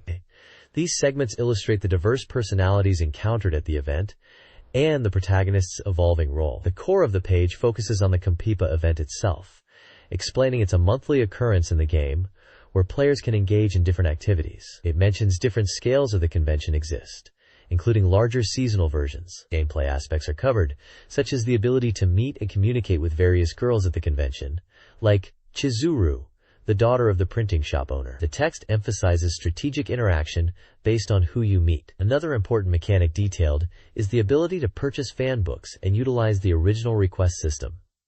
This allows the protagonist to commission original artwork from artists he meets, with the success depending on matching artistic styles, referenced by a chart. The DC version is noted to feature significantly more artists. This page highlights various event scenarios and character interactions in Comic Party that occur outside the primary convention setting, showcasing the deepening relationships possible with the girls. One scenario depicts being invited to a baseball game by you, only to find yourself working as a beer vendor's assistant, questioning if this counts as watching for free. Another shows visiting Mizuki, who is sick on the day of Compipa, presenting a choice between staying to care for her or heading to the convention. There's also a fun summer event at the beach with a girl, complete with swimsuits and remarkably large onigiri. Additionally, the page introduces Subaru interacting with energetic boys, noting her mysterious background as a new doujinshi artist. The relationship between Subaru and the boys is hinted at as a point of interest. Finally, the page provides an update on the Dreamcast version's opening movie, stating it's nearing completion. It emphasizes that this movie is exclusive to the DC version, differing from the TV anime, which featured the main characters as high school students. Several screenshots tease the opening, including a shot of Subaru overlooking a city, and potentially dramatic or action-oriented scenes. The article questions the significance of Subaru's appearance in the movie cuts. These segments illustrate the diverse experiences and unique content found in the Dreamcast version of Comic Party, beyond just the convention itself. This page is an exciting feature on the highly anticipated sequel, Sonic Adventure 2, highlighting that its release is just 1 month away, and the huge buzz generated at America's E3 event. The main focus here is on level-up items, which return in this new installment. Just like in the original game, these items grant special abilities to each character, allowing players to reach previously inaccessible areas and powering up their actions. Finding these upgrades is crucial, making progression through the game significantly smoother. Unlike the first Sonic Adventure, where these items were found in the adventure fields, in Sonic Adventure 2, they are cleverly hidden within the action stages themselves. The page notes that it might even be possible to find items for stages you've already cleared, suggesting the need to revisit levels upon discovering new abilities. Several screenshots showcase these items appearing on glowing pedestals or being unearthed by digging. The ancient light item for Sonic is specifically detailed, explaining it grants the light attack skill. By holding and releasing the B button, Sonic becomes a beam of light that destroys surrounding enemies. Images also show Knuckles, implying his digging ability returns, likely enabled by an item to find hidden objects like emerald shards. The page conveys the excitement surrounding the game and the importance of seeking out these valuable upgrades. This page dives deeper into the exciting new features of Sonic Adventure 2, specifically highlighting the core gameplay structure. It reveals that each action stage isn't just cleared once, but offers 5 different missions to complete. This dramatically increases replayability and challenges players. The missions include the standard game playthrough, collecting 100 rings, finding a lost KO hidden in the level, clearing the stage within a strict time limit, and tackling a challenging hard mode with altered enemy layouts. Adding to the replay value are enhanced challenge elements. The familiar rank system returns, evaluating your performance on each mission, with grades from A to E based on factors like clear time, score, rings collected, and character-specific technique points. Furthermore, the number of collectible emblems has been significantly increased from 130 in the first game to 180 in the sequel, hinting at various unlockable bonuses for dedicated collectors. The page also showcases key character-specific upgrade items. Knuckles gets the shovel claw for digging, Tails receives the booster to enhance his movement, Rouge gets the pick nails, worn on her feet, also for digging, and Dr. Robotnik, Eggman, gets the jet engine for his mech. These items are essential for accessing new areas and mastering the different mission types, demonstrating the game's emphasis on exploring stages thoroughly with each character's unique abilities. This page continues the deep dive into Sonic Adventure 2, showcasing more of the diverse stages players will explore. The focus here is on Knuckles' unique acts within the Hero Story campaign. First up is Pumpkin Hill, an eerie, Halloween-themed mountainous region. True to its name, it's packed with pumpkins and features 3 distinct, seemingly connected mountains, one resembling a church, another a ghost train, and a final one dedicated to pumpkins. The stage features an interactive pumpkin train and spooky ghost enemies fitting the atmosphere. Next, the page introduces the aquatic mine stage. This abandoned mine is situated deep within a mountain and is heavily flooded. Its interior is described as a complex labyrinth. Like Pumpkin Hill, it's inhabited by ghosts, and the magazine hints that these mine-dwelling spirits might be even more aggressive. A key environmental gimmick involves mechanisms that can alter the water level, potentially opening up new paths and exploration areas for Knuckles. A small section also highlights the ghost enemy itself, the Boo, noting their mischievous nature and ability to startle and damage Knuckles. The page effectively showcases the distinct themes and gameplay mechanics awaiting players in Knuckles stages, emphasizing exploration and environmental interaction. This page continues our look at Sonic Adventure 2, diving into stages from both the dark and hero stories. We start with Rouge the Bat's initial act on the dark side, Security Hall. In this stage, Rouge, ever the treasure hunter, is tasked with infiltrating a highly secured military facility within a strict 5-minute time limit to steal a Chaos Emerald. Players will need to navigate intricate security systems, including complex laser grids and locked vaults, that require activating switches located elsewhere. Success means finding and digging into specific marked areas. The page also features Rouge's first boss encounter against the flying dog. This formidable foe is a large flying mech equipped with missiles and energy weapons, presenting a challenging airborne battle that requires tactical thinking to overcome. Shifting to the hero side, we get a glimpse of Tails' first stage, Mission Street. Here, Tails is hunted by the military and must battle his way through a collapsing urban environment. The city is not only overrun with various military mechs, but also experiences sudden, intense earthquakes that cause buildings and debris to fall, creating additional obstacles. Players will need to skillfully dodge attacks and navigate the unstable terrain, utilizing destructible elements like hexagonal pillars, which can be destroyed by Tails' weapon, to create new paths. The stage highlights Tails' unique mech-based combat and environmental hazards. This page reveals an unexpected release for the arcade title, Outrigger, on the Dreamcast. Announced as an emergency decision, the game is set to release on July 26th for a surprisingly low price of 5,800 yen, and it will come bundled with the Dreamcast mouse. Outrigger is a 3D action shooting game that supports 14 players, including online multiplayer. The Dreamcast version offers free movement and viewpoint control, specifically highlighting the benefit of using the included mouse for precise aiming. Beyond the arcade experience, the DC version includes single-player missions and a character editor. A special interview with the director confirms the release date and attributes the development delay primarily to network adjustments, reinforcing the importance of online play. The page also mentions that DC original modes are included, adding extra content. This page continues the deep dive into the Dreamcast port of Outrigger, focusing on the wealth of content packed into the release. Building on the previous page's announcement, the focus remains heavily on the game's robust multiplayer capabilities, supporting 2 to 4 players over the internet, allowing remote players to battle it out without the need for dedicated lines. Local split-screen play for 2 or 4 players is also confirmed. Beyond the arcade experience, the DC version significantly expands the single-player offerings, with over 30 unique mission modes. These range in objective, providing substantial solo content from simple traversal to tactical enemy elimination, offering plenty of replayability. Adding to the roster are 2 brand new characters, the male character Neil and the female character Tereshkova, bringing fresh faces and potentially new strategies to the game. Furthermore, the character customization feature is highlighted, allowing players to edit their appearance, including colors and equipment, for personalized battles online. Device support is flexible, confirming compatibility with the standard controller,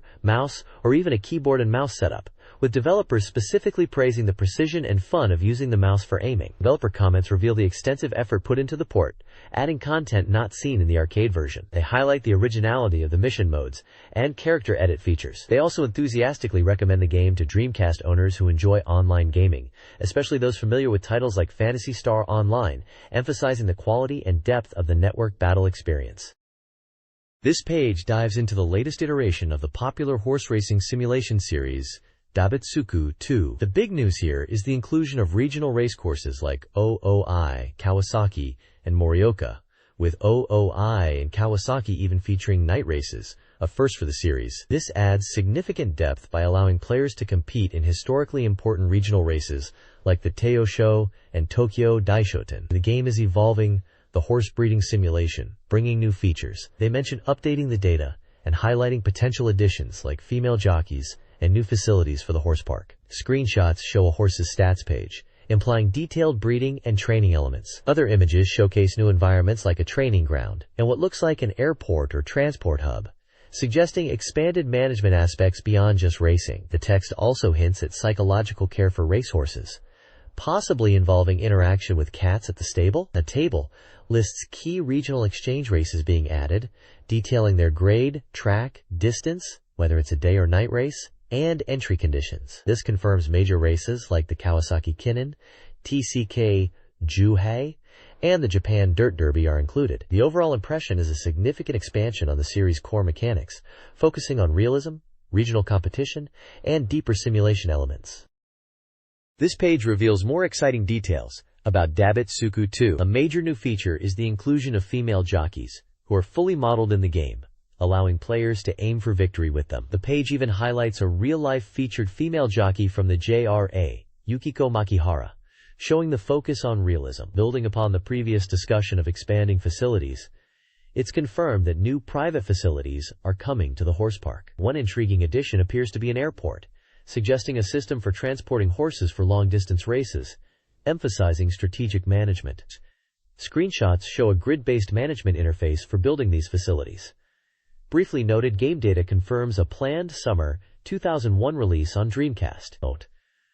The page also touches on the previous game, announcing the successful conclusion of the official online race for the original Dabisuku, encouraging players to check the rankings online. Additionally, it promotes a website where the Dabisuku 2 development staff shares their real-life race predictions.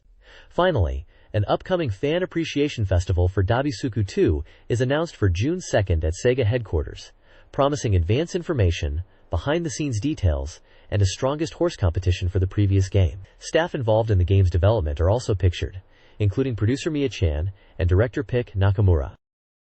This page delves into Kadian Seibo the Virgin on Megiddo, an adventure game set in a near-future experimental city. The article focuses on introducing the game's premise, where the player, taking on the role of a detective named Kenjin Randu, interacts with beautiful girls encountered in the city, aiming to uncover their true selves and secrets. Featured prominently is Mizuki Akimura, one of the game's heroines and the protagonist's partner. Described as bright, kind, and responsible, Mizuki is popular, but the text hints at a deep, hidden problem suggested by a stern expression she occasionally shows and a strong will concealed in her eyes. A section titled Detective Memo explores the subtle relationship between the protagonist and Mizuki, revealing they were junior high classmates. After disappearing for years, Mizuki's reappearance in the city is a key reason for Kenjin's arrival, indicating his strong feelings for her influence, his actions. The page showcases character artwork of the heroines and protagonists, along with a small in-game screenshot, providing a look at the game's visual style. Game data confirms it as an adventure title published by Hiromi Studio Line, scheduled for release on July 26. The focus appears to be on character-driven mystery and emotional depth, as the protagonist investigates alongside the heroines. This page continues exploring the characters and story of Kadian Seibo the Virgin on Megiddo. Featured prominently is Tomoe Karyuin, presented with a large character portrait. She is described as the daughter of the esteemed Karyuin family. While outwardly gentle and refined, the text notes she possesses a surprising capacity for action and can appear naive due to a sheltered upbringing. A personal data box provides basic details about her, and a detective memo discusses her family's role within the city's complex social structure, noting the rivalry between old and new residents and the presence of protectors accompanying her. The lower section delves into the protagonist's background, focusing on Kenjin Randu's tumultuous past. Raised by a famous director father and former idol mother, Kenjin had some television experience as a child actor. His life took a dramatic turn in junior high, when a series of incidents on his father's drama set awakened his latent detective talent. This led him to work with a renowned detective agency, uncovering a scandal related to his father, which prompted him to leave home. The narrative then connects to the previous page by detailing Kenjin's search for his missing childhood friend and confidante, Mizuki Akimura, who suddenly disappeared after he had a chance to assist her. The page includes artwork of Kenjin and Mizuki, highlighting the central mystery surrounding her disappearance and Kenjin's motivation in the game. This page introduces the game run equals dim as Black Soul. The main visual features a large, imposing armored figure or mecha alongside a younger human character. The central text prominently declares, "A battle over destiny begins." The accompanying article discusses the protagonist, Yutaka, and his purpose in battle being revealed, along with details about new characters, including his brother Katsumi, and the game's systems. A character profile box specifically highlights Yutaka Usaki, noting his motivation stems from seeking revenge against his brother for the murder of his parents and lover, stating his heart wavers amidst the conflict. The page also includes a data box providing basic game information, such as its genre being simulation, SLG, and the developer's website. This page delves deeper into the systems of Run equals Dim as Black Soul, a mission-clear style simulation game. It explains the core gameplay loop, where players participate in various operations using their RB units to advance the story. There are two distinct types of missions: main operations assigned by superiors, which are crucial for story progression and tend to be more difficult, and side quests from Joseph, which are optional but vital for earning funds to upgrade and modify your RB units and develop your pilots. The battle segments are depicted using 3D polygons on a battlefield where players engage enemy RBI. Clearing missions successfully yields rewards based on performance, encouraging efficient play to maximize income. The page includes screenshots showing the mission selection screen, operation results, and UI elements. Prominently featured on the right is character art for Katsumi Osaki, identified as Yutaka's brother, and an RB player for Undine. His profile reiterates the tragic backstory mentioned previously, detailing how he violently murdered their parents and Yutaka's lover after joining Undine and returning from leave, leaving the question of what caused this change unanswered. The article also touches on potential events with other squad members while waiting between missions at headquarters. This page continues the special report on the simulation game Run = Dim as Black Soul, diving into the details of its strategic combat system and introducing more characters. Battles unfold on a grid-based field in a turn-based format, described as orthodox, but offering significant tactical depth, enhanced by what's called the Morita AI, which makes fighting the CPU feel like facing a human opponent. A key element highlighted is the player's ability to choose a specific action when their unit is attacked: evade, guard, or counter. Each option has distinct advantages and risks, allowing for strategic decision-making based on the situation to minimize damage or strike back. The article also notes that melee attacks can cause opponents to be knocked back a square, adding another tactical layer depending on the terrain. The page also introduces two notable characters. First is Luis Gyasukele, a determined female RB pilot, seeking vengeance against Yutaka, because an RB of the same type he pilots was responsible for her father's death. The second is Chandler Nehru, Yutaka's superior, depicted as a respected and capable leader who understands his subordinates, but whose straightforward nature prevents him from advancing in rank. Several screenshots showcase the RB units engaging in combat on the grid battlefield, displaying their vital stats. This page continues the deep dive into Run = Dim as Black Soul, detailing how players can enhance their units not by buying new ones, but by using earned rewards to modify existing equipment and weapons. This allows for extensive customization, letting you fine-tune parameters like durability, energy, power, armor, mobility, and accuracy to match your preferred combat style. Unit modifications often involve trade-offs, boosting one stat while potentially lowering another, whereas weapon modifications primarily increase attack power and hit correction, sometimes even allowing access to completely new weapons at the highest level.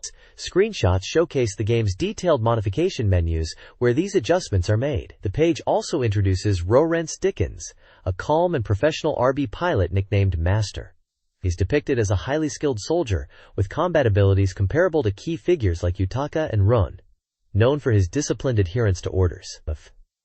Finally, the lower section shifts focus to the TV anime version of Run = Dim, announcing that the series is nearing its climax with only 5 episodes left. It briefly summarizes the anime's plot points, highlighting the protagonist's journey, awakening intuition in battle, encountering the Green Frontier, and facing a former comrade named Kana.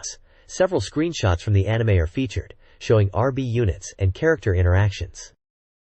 This page features Kamimura Sachiko's DC game, Tiger's Den, a comic strip where Kamimura Sachiko, Orisama the cat, and Ranka discuss games. In this installment, Volume 8, they delve into the game Eternal Bond, describing it as a cinematic novel and a gal game. The conversation highlights how player choices influence the story and touches on the nature of love simulation games. Screenshots show a character from the game and its title screen. The characters' profiles mention Kamimura as a gamer and artist, Orisama as a game maniac with strong opinions on gal games, and Ranka as an editor's assistant skilled in fighting games, providing context for their reactions and commentary within the strip.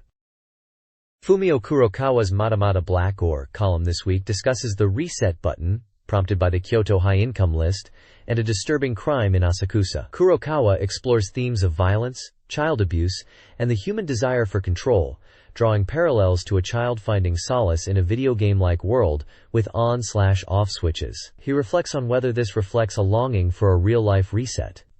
Kurokawa, a burning publicist with a background in entertainment, links these observations to his work in game distribution at Digicube. The page also includes game industry news from May 8-18, featuring speculation about Pokémon's popularity, Dreamcast's resilience, Capcom's financial goals, Sony's AOL partnership, Konami's casino plans, Capcom's expansion into South Korea and East Asia, and Bandai's return to profitability. The page ends with a call for reader feedback. The next page features the Reader Submissions Corner, which this week seems to be under a mock attack from a mysterious group called Muchyasu Dan. Readers have sent in messages and illustrations participating in this playful scenario, with mentions of characters like Taichu and Hachi. The submissions include various takes on countering the invasion, featuring diverse drawing styles from manga panels to simpler cartoons, covering topics like magazine persona changes and quirky congratulations. Below the reader section is Dorimaga's recommended movies, showcasing 2 films. First is the popular movie ranking for the week of May 5-11th across several Tokyo districts, highlighting the top films currently showing. The page then dives deeper into 2 specific recommendations: DreamWorks' animated adventure, The Road to El Dorado, about 2 con artists searching for a mythical city of gold, and Anton and Punktechen, a kids movie based on a classic story about a girl helping her sick mother. Both are presented as enjoyable films, suitable for a wide audience. This page continues the reader submissions section, carrying on with the playful Muchyasu Dan theme introduced on the previous page. Readers share their thoughts and reactions, many related to the magazine itself or games. There's a humorous illustration featuring a character referencing the game Super Robot Wars Alpha on the Dreamcast, announcing the participation of a character named Dorimaga's Red Comet. Other submissions discuss playing games, the difficulties of choosing subjects in university, and funny anecdotes related to gaming or the magazine. The page also shifts focus to music and audio production. There's a section detailing the equipment used by composer Noriyuki Iwadare, known for his work on games like Grandia and Lunar. He talks about recording music using gear such as a Motu 828 MTPAV, Virus B synthesizer, and an EMU 6400 Ultra sampler. A profile section provides background on Iwadare, highlighting his career starting from learning composition in university and working on music for various games and even Tokyo Disneyland. He mentions his recent work on the PlayStation 2 title Grandia 2i. Finally, there is information on purchasing soundtracks like Best of Grandia and others. Dream Artists showcases reader-submitted artwork, featuring diverse illustrations with accompanying artist names and captions. The artwork spans various styles, including detailed creatures and anime-style characters. Book Me recommends 2 non-fiction books focused on the underworld. Tokyo Underworld explores the Japanese mafia and post-World War II society, while Fake, The Man Who Fooled the Mafia, details an FBI undercover agent's infiltration. A ranking section lists book and strategy guide prices for PlayStation and Dreamcast titles, offering a glimpse into popular gaming literature of April 2001, including guides and art books for titles like Super Robot Wars Alpha and Valkyrie Profile.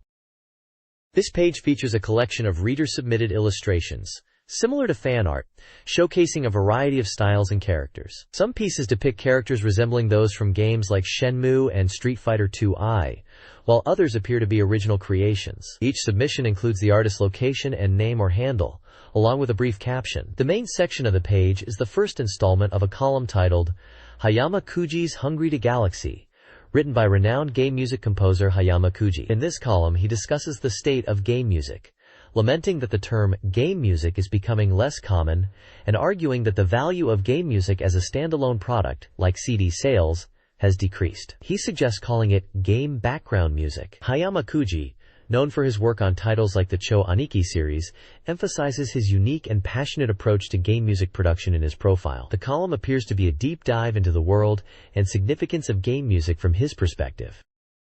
This page showcases reader submissions, primarily fan art, featuring characters and themes from various popular games and series. The top section includes drawings related to titles like Sakura Wars 4, speculated to be set in America, and Phantasy Star Online, with comments on the game's item drops and areas. A notable piece is a creative crossover concept titled Biohazard Code, Shenmue, blending characters and styles from the Resident Evil series and Shenmue. Other submissions feature characters reminiscent of Shenmue and Dragon Ball, discussing relative power levels. Each entry includes the submitter's location and a small value marker.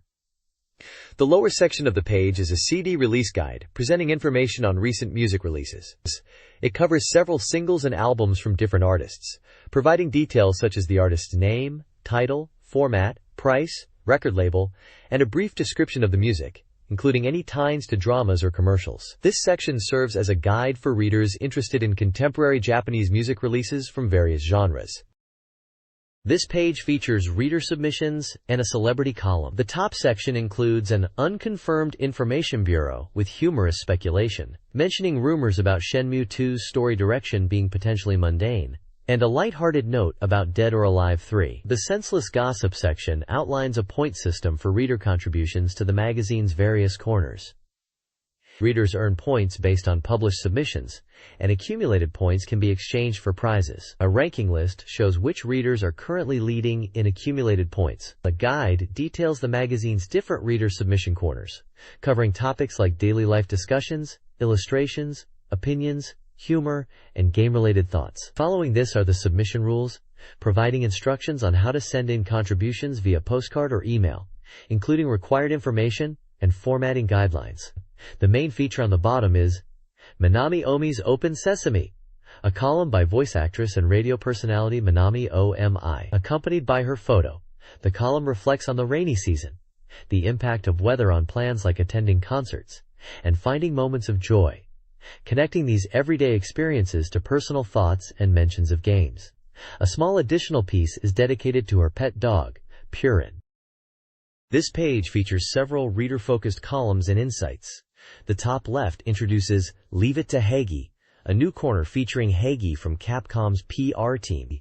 He addresses a reader question confirming the Resident Evil movie adaptation is real, detailing its development origins and upcoming release. Unfortunately, Hagi was too busy this issue to write more, so there's just a photo this time, but he promises more content and answers questions next time. Adjacent is I Had This Dream, Nightmares Welcome, hosted by the editor known as Bakudaniwa, who gives irreverent takes on reader-submitted dreams. From friends turning into polygons to dreams about simulation games and control, Bakudaniwa humorously analyzes these subconscious excursions, encouraging readers to share their strange dreams. Albion's Net Game Go column is all about Dreamcast online gaming. Bildian is clearly enthusiastic about Phantasy Star Online, especially the recently released Verdot 2 and its battle mode, despite acknowledging setup difficulties. Billion shares positive experiences of meeting people and forming real-life friendships through the game, highlighting the social aspect of online play, and inviting readers to share their own stories and look for gaming friends. Finally, Searching for That Game aims to identify nostalgic, hard-to-remember games based on reader descriptions. This issue successfully identifies the arcade title Bandic by UPL/Jaleco, matching a reader's detailed description of its unique rotating stick control, muscular character, and items. Other submission describes an old arcade racing game with a unique perspective and a prominent ambulance feature, though its identity isn't explicitly stated here. This magazine issue thrives on reader engagement, featuring several columns based on submissions. Game Character Open Weight Class showcases fan art of characters in battle, with readers voting via postcard. Game Fusion encourages imaginative mashups of game titles. Other segments include a manga competition update, a trend prediction section, and a Q&A. The main highlight is the Suki Suki Segakara corner, centered on anime and game karaoke. Readers are urged to request songs for Sega karaoke machines, with the magazine directly advocating for their additions. Popular series and anime are highlighted as examples. A Sega karaoke machine will be given away monthly, and the column is set to evolve in the next issue, focusing on songs readers currently sing. This page dives into new anime information and upcoming broadcasts, a perfect fit for readers interested in extending their entertainment beyond gaming. Main focus is the DVD release of the anime film X, based on the popular manga by Clamp. Directed by Rintaro and featuring music by Yoshiki of X Japan, this critically acclaimed movie, centered on the fate of humanity battled over by two factions, the Dragons of Heaven and Earth, and the protagonist, Kamui, was released on DVD on May 25th. The section includes details about the film's release, key staff, a story synopsis, and character introductions for Kamui Shiro and Kotori Manu, alongside stunning art from the movie. It also points readers to the original X manga and the official Clamp website for more information. Below, the CSCA TV pickup highlights exciting anime coming to cable and CS channels. They feature the classic hero show Neo-Human Casshern, airing on Family Geekijo starting June 6th, and the continuation of Goku's adventures in Dragon Ball GT, set to begin broadcasting on Animax on June 20th. This section gives readers a heads up on where and when to catch some great anime series.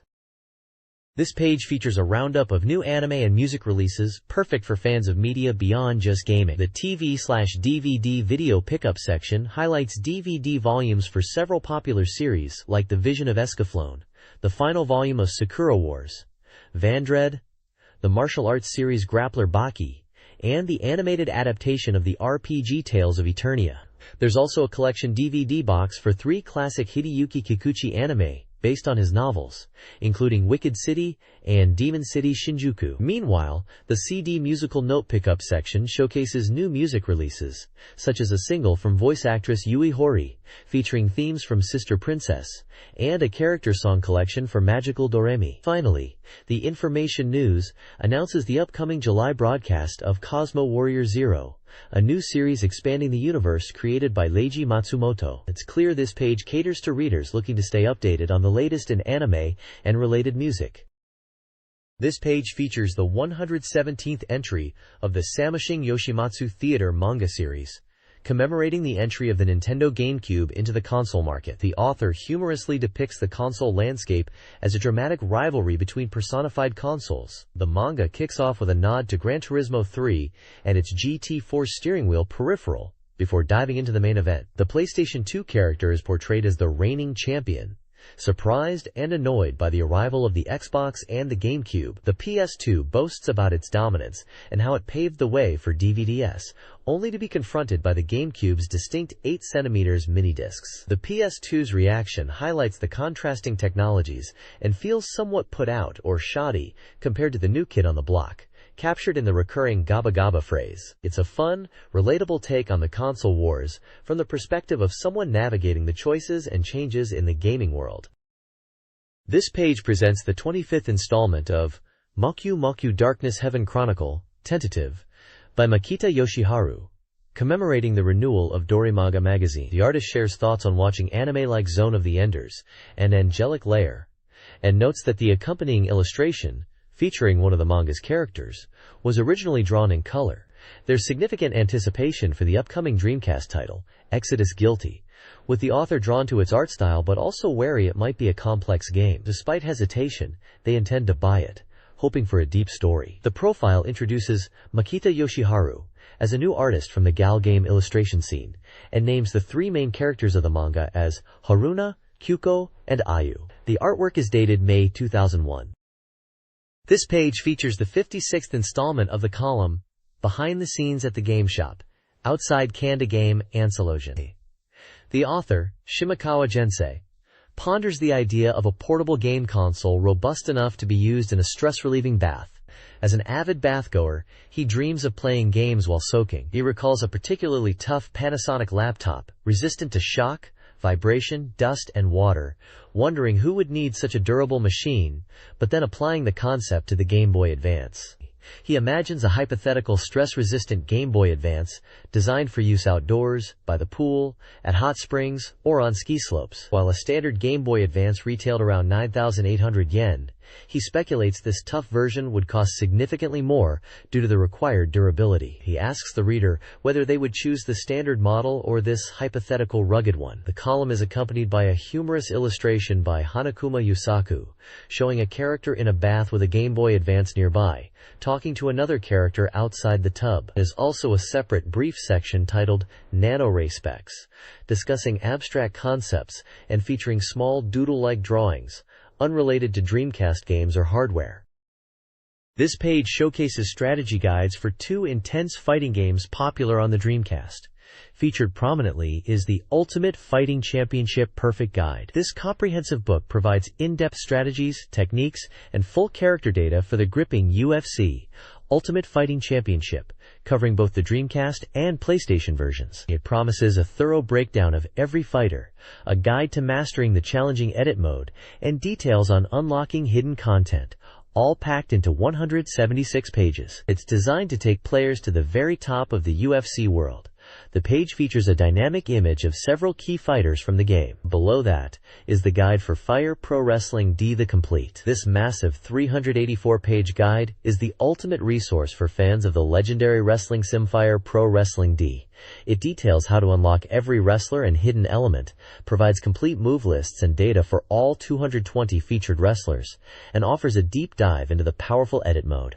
Described as essential for core users, it even comes with a bonus guide for quick reference. The accompanying image shows the guide or game cover, highlighting its promise of fully revealing all secrets. Publisher information for SoftBank Publishing is also included at the bottom. This page presents a reader questionnaire postcard, designed for subscribers to provide valuable feedback to the magazine editors. It's a standard tool for publications to gauge reader demographics, understand their preferences in terms of content, gaming, hardware, and software, and generally improve future issues. The questionnaire covers various aspects, starting with basic demographic information, like gender, age, and occupation. It then delves into reading habits, asking which other magazines the reader frequently reads. A significant portion focuses directly on the current issue, soliciting opinions on its quality and identifying which articles were found interesting or uninteresting. Furthermore, the survey inquires about the reader's gaming ecosystem, listing various hardware platforms they own or plan to purchase, and similarly, listing Dreamcast software titles they own or plan to acquire. These lists, tables 1, 2, and 3, are provided on the page itself, serving as reference points for the reader's responses. It's a comprehensive way for the magazine to connect with its audience and tailor content to their interests. This page features the first installment of the bi-weekly column, Iroiro Sukusuku, by manga artist Izumi Takemoto. The column focuses on the author's personal observations and handmade projects. In this entry, titled One Day's Handmade Bookbinding Technique, Takemoto discusses the shift from Laserdisc to DVD for anime releases, and expresses frustration with the space taken up by multi-disc DVD box sets, noting that DVDs often hold less content per disc than LDS did, despite being smaller. To combat the ever-growing piles of DVD boxes, the author details a clever disky project to create slim, handmade cases for their DVDs. The process involves using paper for the cover and the inside of a cheap CD carrying file as the disc holder, attaching them to a custom-made box structure. The result is a much smaller, book-like case that dramatically reduces the volume occupied by each DVD set, claiming an approximate reduction to about 1/5 of the original box size. The author muses that this space-saving method is particularly useful given the sheer volume of DVDs some collectors acquire, making light of the obsessive nature of collecting. The page includes step-by-step illustrations and a small photo of the finished product. This page is a special report dedicated to Phantasy Star Online, Ver.2. It features a large illustration of the main characters from the game, and several screenshots showcasing the gameplay, including battle sequences and what appears to be a lobby area. The report highlights that the theme of Ver.2 is preparing for the game's upcoming port to the Nintendo GameCube, which was announced before Ver.2's release. The article speculates on whether Dreamcast and GameCube players might one day be able to play together. It also points the reader to further coverage, including an E3 report and a special interview with the company president, starting on page 9. Gameplay is described as incredibly exciting, especially mentioning modes like Ultimate and Challenge, and noting that battle modes unfold nightly. The page also provides key game data, confirming Phantasy Star Online Ver.2 is a network RPG from Sega/Sonic Team, scheduled for release on June 7th in Japan, supporting 14 players and various peripherals for online play. This page continues the special report on Phantasy Star Online Ver.2, showcasing its expanded content with a dynamic illustration of characters. The report delves into the game's intense gameplay modes. First up is Ultimate Mode, described as an extremely challenging difficulty setting beyond very hard. Maps are transformed, featuring ferocious enemies that drop rare items. This mode is noted as requiring players to be at least level 80, promising a tough fight even for seasoned hunters. Next is Battle Mode, a player-versus-player experience where teams compete in strategic combat. The magazine's team tried it out and found it to be a constantly changing confrontation that demands clever tactics. Challenge Mode offers a survival experience where all participants are set to a regulation level and must acquire necessary items within the mission area itself. Returning to the city is forbidden in this intense survival battle. The magazine highly recommends this mode for its challenging nature. Finally, the page covers preparation for transitioning from the original Phantasy Star Online to Ver.2. It assures players that data migration is straightforward and explains network connection methods, even for beginners. There's also information highlighting the key changes introduced in Ver.2. This page continues the Phantasy Star Online Ver.2 special report, diving into the challenging Ultimate mode and analyzing how each character class tackles its dangers. The report sets the stage by highlighting the extreme difficulty, a step up even from very hard, and points out the goal of reaching level 200, especially for hunters in Ver.2, to stand a chance. It then breaks down the strategic roles. Hunters, known for melee power, are discussed for their relevance in Ver.2's combat, now potentially utilizing support techniques like Zalur and Jelen. Rangers, though lower in HP, are shown to be significantly enhanced, with new weapons perfect for long-range attacks and inflicting status ailments. Forces remain crucial party members, excelling with high-level techniques like Rabarda for crowd control and Shifta/D-Band for buffs, essential for supporting the frontline.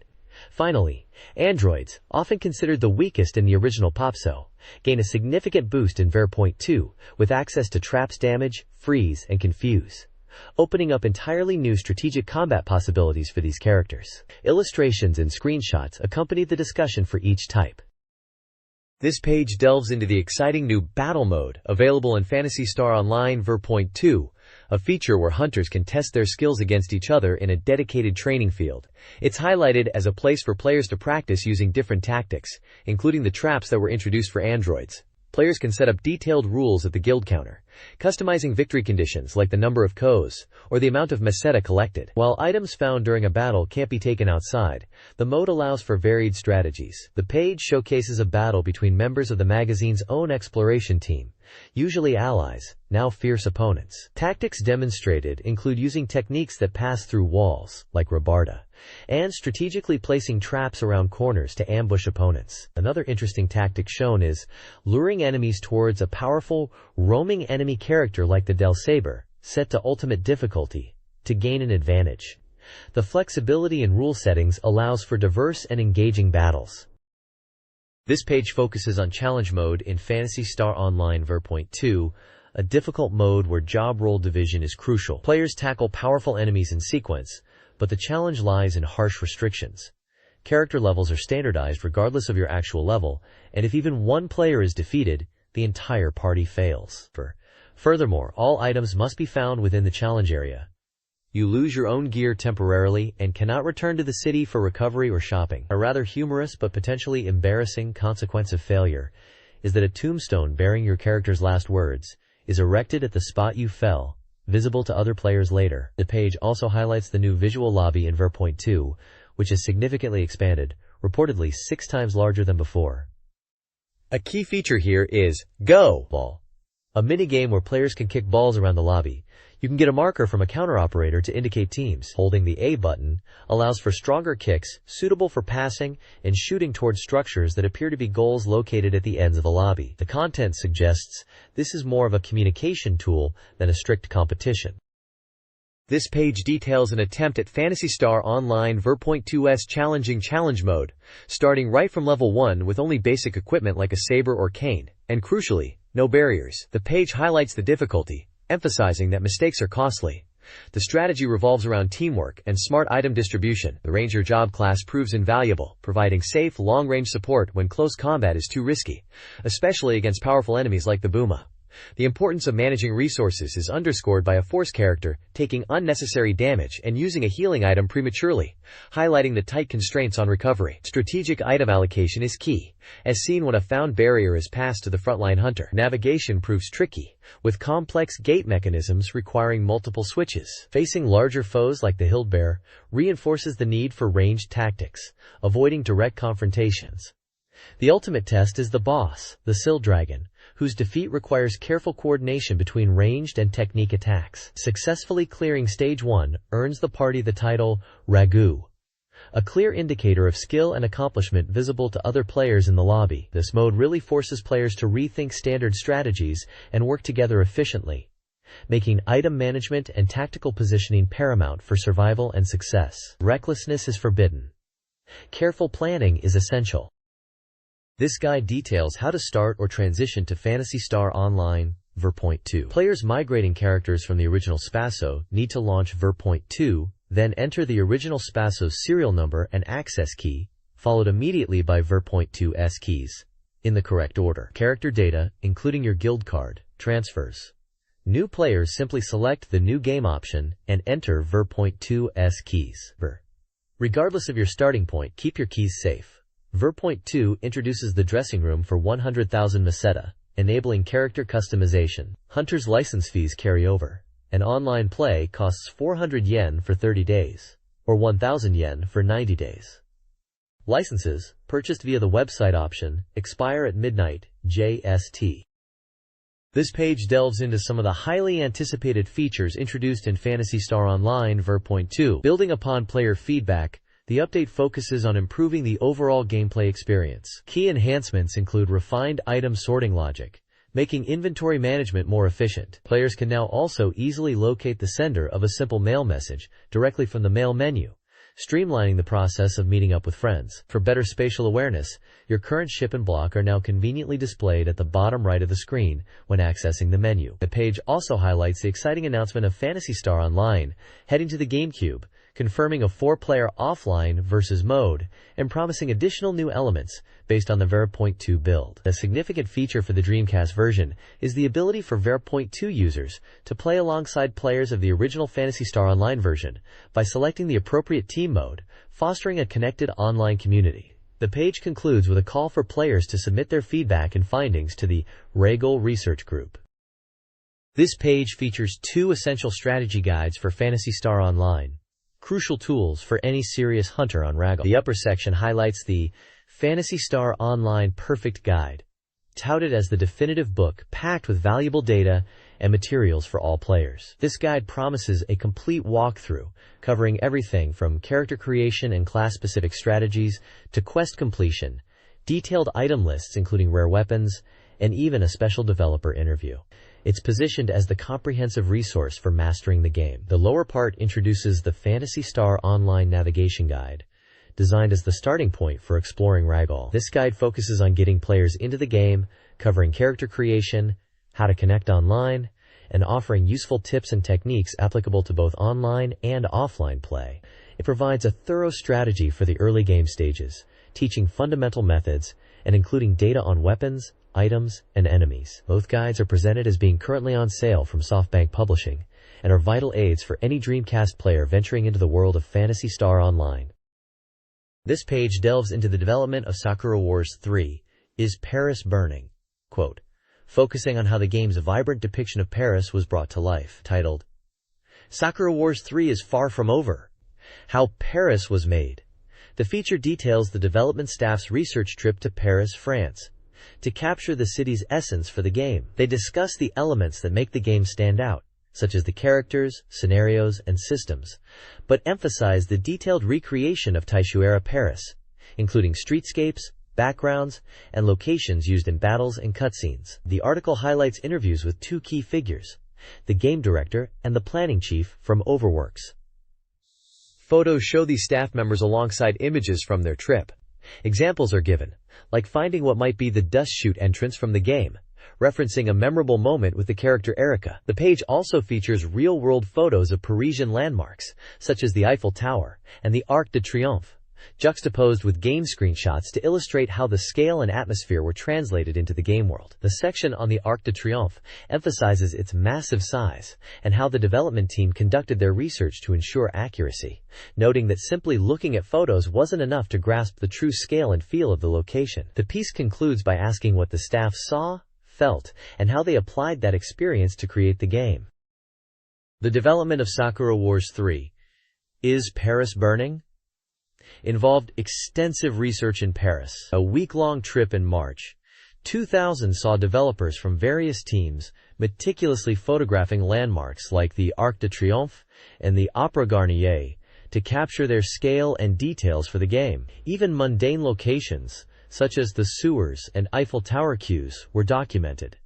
This was not the team's first trip. An earlier visit, led by Oji Hiroi 3 years prior, served as the initial concept trip, solidifying Paris as the game's setting, and inspiring elements such as Glycine Bloomer's axe, potentially conceived after visiting the Army Museum. These research trips, crucial for bringing the game's world to life, focused on immersing the developers in Parisian locations and atmosphere.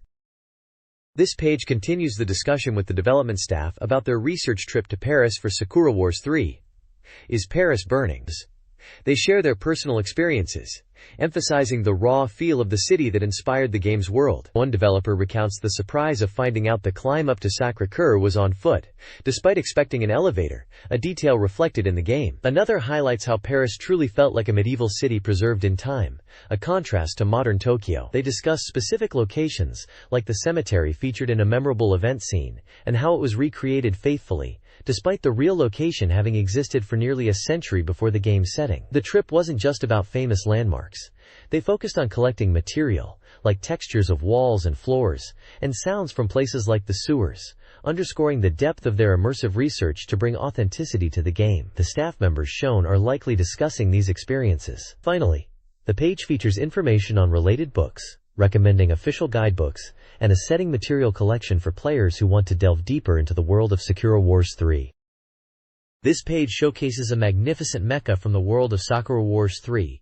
Is Paris burning? Titled Steam Arsenal, this feature highlights a specific unit, the Kubu F, specially designed and piloted by the formidable Lobelia Carlini. The page prominently displays a detailed illustration of Lobelia's distinctive teal Kubu F, equipped with powerful scissor hands. Accompanying text poetically describes its brutal combat style.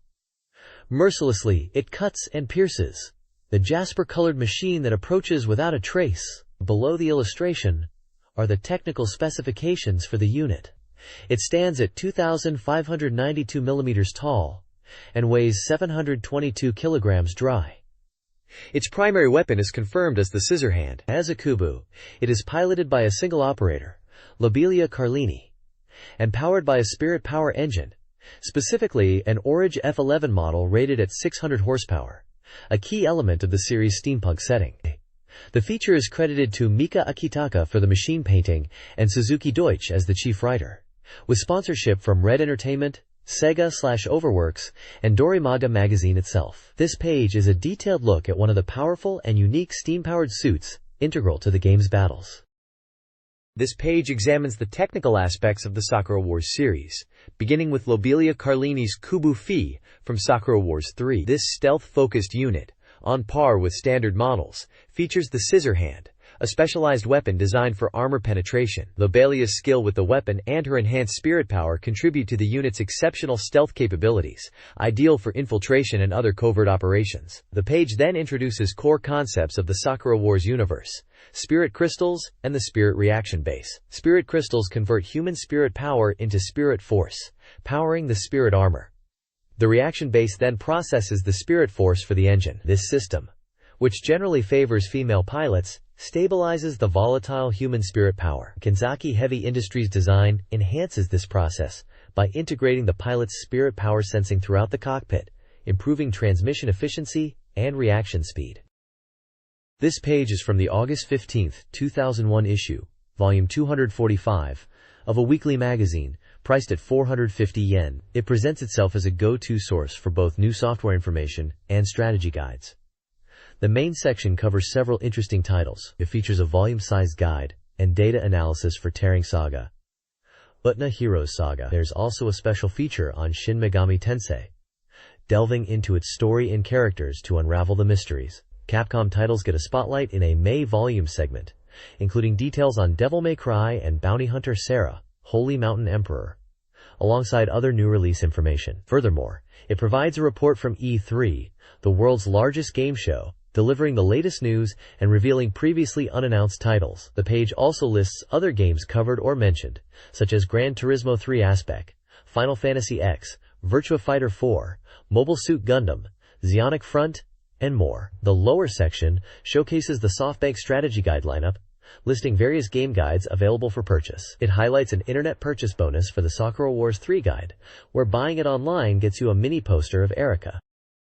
This page immediately grabs your attention with a dynamic illustration of Sarah, the protagonist from Abelink's action title, Bounty Hunter Sarah, Holy Mountain Emperor. It features Sarah herself, depicted in a fierce pose with her sword, set against a vibrant, somewhat otherworldly landscape. Beyond the striking artwork, the page acts as a hub for new game information and hints at upcoming strategy guides. The upper section highlights new releases coming soon, providing page references for various titles. This includes coverage on Dreamcast staples like Crazy Taxi 2, Confidential Mission, El Dorado Gate Volume 5, Heavy Metal Geomatrix, Tyson Net Gimmick, Capcom and Sikyo All-Stars, and even Gundam Battle Online. It also touches upon other Japanese releases, including some visual novels and strategy games, and even the PlayStation 2 title, Cul-de-Sac Second. The lower section announces a new Dorimaga-style Grand Strategy Guide. Fittingly, given the prominent artwork, the guide kicks off on page 150,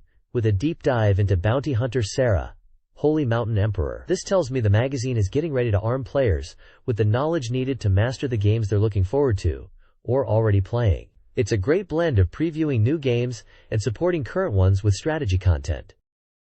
This page is a deep dive into the highly anticipated Crazy Taxi 2 for the Dreamcast, which was mentioned on the previous page. The main visual features the full lineup of drivers. The classic quartet of Axel, Gus, Gina, and BD Joe are confirmed to be returning, joined by new faces like Iceman, Slash, Hotted, and Cinnamon, all posing in front of their distinctive cabs. The article previews the game ahead of its release, promising an interview with the producer, discussing development insights. It highlights key features like the brand new map, Small Apple, based on New York City, which looks fantastic in the screenshots provided. It also teases the minigame mode, Crazy Pyramid, and a new replay feature, all of which are presented as must-sees. The screenshots show intense taxi action in the new urban environment, and hints of the varied minigames. It's clear the magazine is building hype for the sequel, assuring players that the wild, chaotic fun of the original is back and bigger than ever.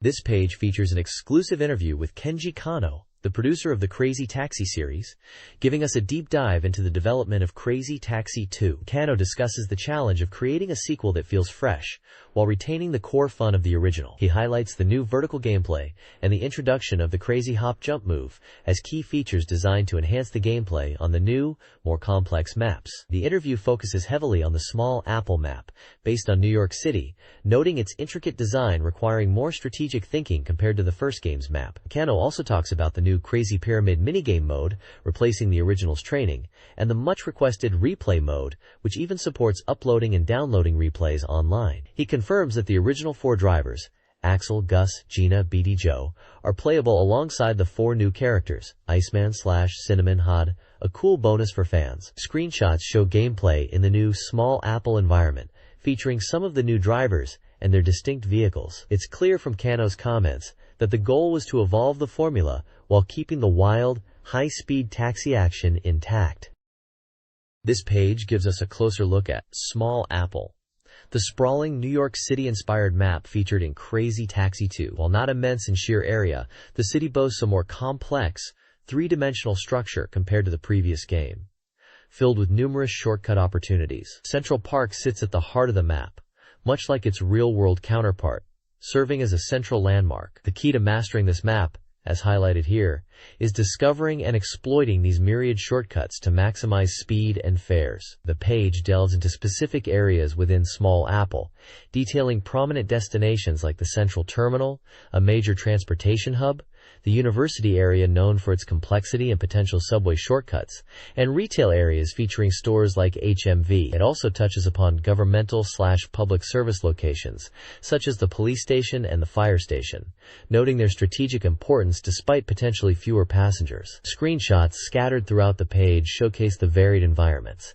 from bustling city streets and tall buildings around Central Terminal to the more open, green spaces of Central Park, and the distinct architecture of places like the Boathouse and the Art Museum. The map layout itself is displayed, helping players visualize the connections between these key locations and the overall structure of the city. Mastering the distinct characteristics and shortcuts of each district is clearly essential for achieving high scores in Crazy Taxi 2.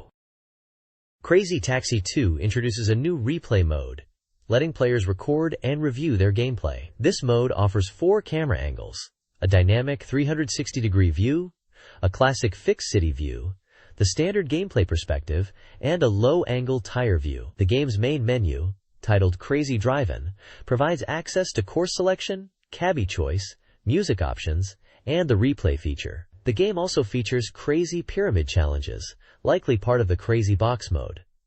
These minigames test specific driving skills. Challenges include Crazy 3 Jump, 200 meters jump. Crazy Balloons 2 Balloon Popping. Crazy Ramps, Jump Pad Navigation. Crazy Road, Winding Path. Crazy Turn 2, Jumps and Turns on a Tiered Stage. And Crazy Jump 2, Jumps across a multi-level structure. These challenges emphasize techniques for achieving high scores. This page details the Dreamcast version of Confidential Mission, focusing on its unique, cooperative gameplay. The game tasks players with rescuing a kidnapped scientist after uncovering a terrorist plot. A major feature is the exclusive partner mode, enabling 2 players to cooperate. While shooting is fun solo, the article emphasizes the strategic benefits of teamwork. Players must split targets and resources like life and bullets. Color-coded enemies indicate targets, requiring players to prioritize protecting each other. The game evaluates performance based on factors like enemies defeated and assists, presented by CMF Director X, offering feedback for improved cooperative play. Overall, the Dreamcast version enhances the experience, with its emphasis on strategic, 2-player cooperation. The game also supports 1 to 2 players and requires VMU support. This page delves into Stage 2 of Confidential Mission, highlighting the mission to rescue Lena Mihailova. She's described as the scientist who uncovered the terrorist plot, captured and locked away in a train car. Players must be careful not to shoot her, or they'll lose health. Stage 2 presents challenges within the train's narrow corridors, spanning various cars like the passenger, sleeping, dining, and royal sections. The stage also features a tough snowmobile unit, described as invincible, requiring players to deal with them swiftly. Event sequences in Stage 2 demand special inputs beyond simple aiming, including rapid button presses, adding a new layer of challenge compared to the first stage. While allies from CMF do appear after certain events, don't expect them to bail you out during the boss fight. They're just there for show, apparently. The boss of Stage 2 is a general operating a heavily armed tank. This fight is intense, with the general launching high-speed guided missiles that demand quick reactions. The boss also calls in supporting snowmobile units and helicopters, making precise shooting and evasive maneuvers crucial for survival. Big news on this page is the announcement that the next issue of this very magazine will include a demo version of Confidential Mission. This demo covers a portion of Mission Mode Stage 1 and is compatible with both the light gun and standard controller. It's definitely something to look forward to and gives players a chance to experience the game firsthand. This page introduces the upcoming Dreamcast romance adventure game, Candy Stripe Minerai Tenshi, Apprentice Angel. This title is highlighted as Sega's first foray into the romance-adventure genre. The game places players in the role of an apprentice nurse at St. Angel's Hospital, where they interact with other female nursing students. The gameplay centers around supporting their growth through daily activities and various event sequences. The page features several vibrant illustrations and screenshots showcasing the game's anime-style characters in their nurse uniforms, and even teases event visuals where the characters appear in swimsuits at a pool, promising a different atmosphere and increased closeness. It mentions the game is scheduled for a summer 2001 release on Dreamcast. This page continues the detailed look at Candy Stripe Minerai Tenshi, Apprentice Angel, Sega's romance adventure game. It introduces 3 new characters joining the cast: Orishita Ikumi, a beautiful but frail patient; Ukai Nozomi, a straightforward, sisterly type who isn't concerned with appearing cute; and Ogawara Yuki, a fellow training doctor who appears younger than her age. The page highlights their distinct personalities and roles within the game's hospital setting, showing individual character art and brief quotes. A significant highlight is the announcement that this issue of the magazine comes bundled with a Gradrom. This disc contains preview footage from the game, including character introductions and an edit of the game's opening animation. Notably, it mentions some animation on the Gradrom might not be included in the final game, offering fans an exclusive early look at the angelic cast in action. The page emphasizes the heroine's dreams and aspirations, particularly the main character Murasaki Ayano's goal of becoming a nurse, setting the stage for the game's heartwarming narrative. This page dives into Exodus Guilty Neos, the new RPG adventure from Able Inc., the developers behind Detective Gentleman Dash. This title is notable for its complex scenario by Sugano and a strong voice cast, offering a rich experience, especially for fans of the original PlayStation game. The core premise revolves around interconnected stories, set in the same location but across 3 distinct eras: past, present, and future. While the narratives in each time period are unique, they share deep connections. This feature specifically focuses on the future arc, set in the year 13,800 AD, after a global catastrophe. The protagonist is Sui, a flower shop girl living with her mother Nichine and friend Raurera. The story kicks off dramatically on Sui's 18th birthday with an incident at the castle. We learn about a coup led by Zazan, who is hunting for a mysterious item called the Key of Will. The page shows screenshots and character art, including a poignant scene where Sui's mother is gravely injured. The game utilizes a time-tripping system, allowing players to switch between protagonists and eras, offering different perspectives on the unfolding events. The magazine positions this game as a highly anticipated release, with a deep and intriguing plot. This page continues the exploration of Exodus Guilty Neos, focusing on the future arc and the journey of Sui. Picking up from the previous events, Sui learns from her dying mother, Nine, that she is a royal successor and possesses the Key of Will, which has the power to destroy the world, and is sought by the coup leader, Zazan. To save the world, she must find a person named Wu and give him the key. With Nine's last words, Sui and her friend Raurera escape through a secret passage as Zazan's forces set the city ablaze. The article details their subsequent journey, highlighting key characters they encounter and challenges they face in their search for Wu. We're introduced to Tete, a genius scientist living in Town Guild, who holds clues about Wu but is reluctant to share. Sui makes a deal with Tete to find a way through a heavily guarded checkpoint in exchange for information. The page also touches upon Raurera's struggles, hinting at her mental strain from the traumatic events. Screenshots show a burning city, the characters Tete and Raurera, and a scene suggesting Sui might be in danger. The narrative structure emphasizes meeting various individuals and overcoming obstacles in pursuit of their goal. The next page switches focus to the present arc of Exodus Guilty Neos. Kicking off with a prologue, we're introduced to the protagonist, Kasumi Shindo, an 18-year-old treasure hunter active globally. Her current goal is to find the mysterious 11th commandment of Moses, said to reveal the location of treasure in Canaan. Kasumi has infiltrated an excavation team thanks to her childhood friend, Reina Tachibana, an archaeologist overseeing the dig. However, Reina strongly dislikes treasure hunters, making things complicated. There's also mention of Reina's sister, Ai, who is seemingly engaged to Kasumi due to a childhood promise. The page highlights suspicious activity from the Richter Foundation, the excavation sponsor, who are rumored to be digging at night and possibly aiming for the treasure themselves. A mysterious blonde woman arrives at the airstrip, apparently sent by Richter, sparking further intrigue. Following a suspicious man, Kasumi discovers an ancient inscription near the ruins, which seems to be a crucial clue written in an ancient Hebrew dialect, hinting at fire and guidance. The article suggests finding this clue is key to progressing in the present arc. A profile for Reina Tachibana describes her as a young elite scholar with a doctorate in geology and archaeology. This page delves into the past arc of Exodus Guilty Neos, beginning with a prologue that sets the stage for a tragic tale. It tells the story of Marcia, the leader of the village of Urark, who is asked to sacrifice herself. She refuses, leading to danger for Urark and her son, Aris.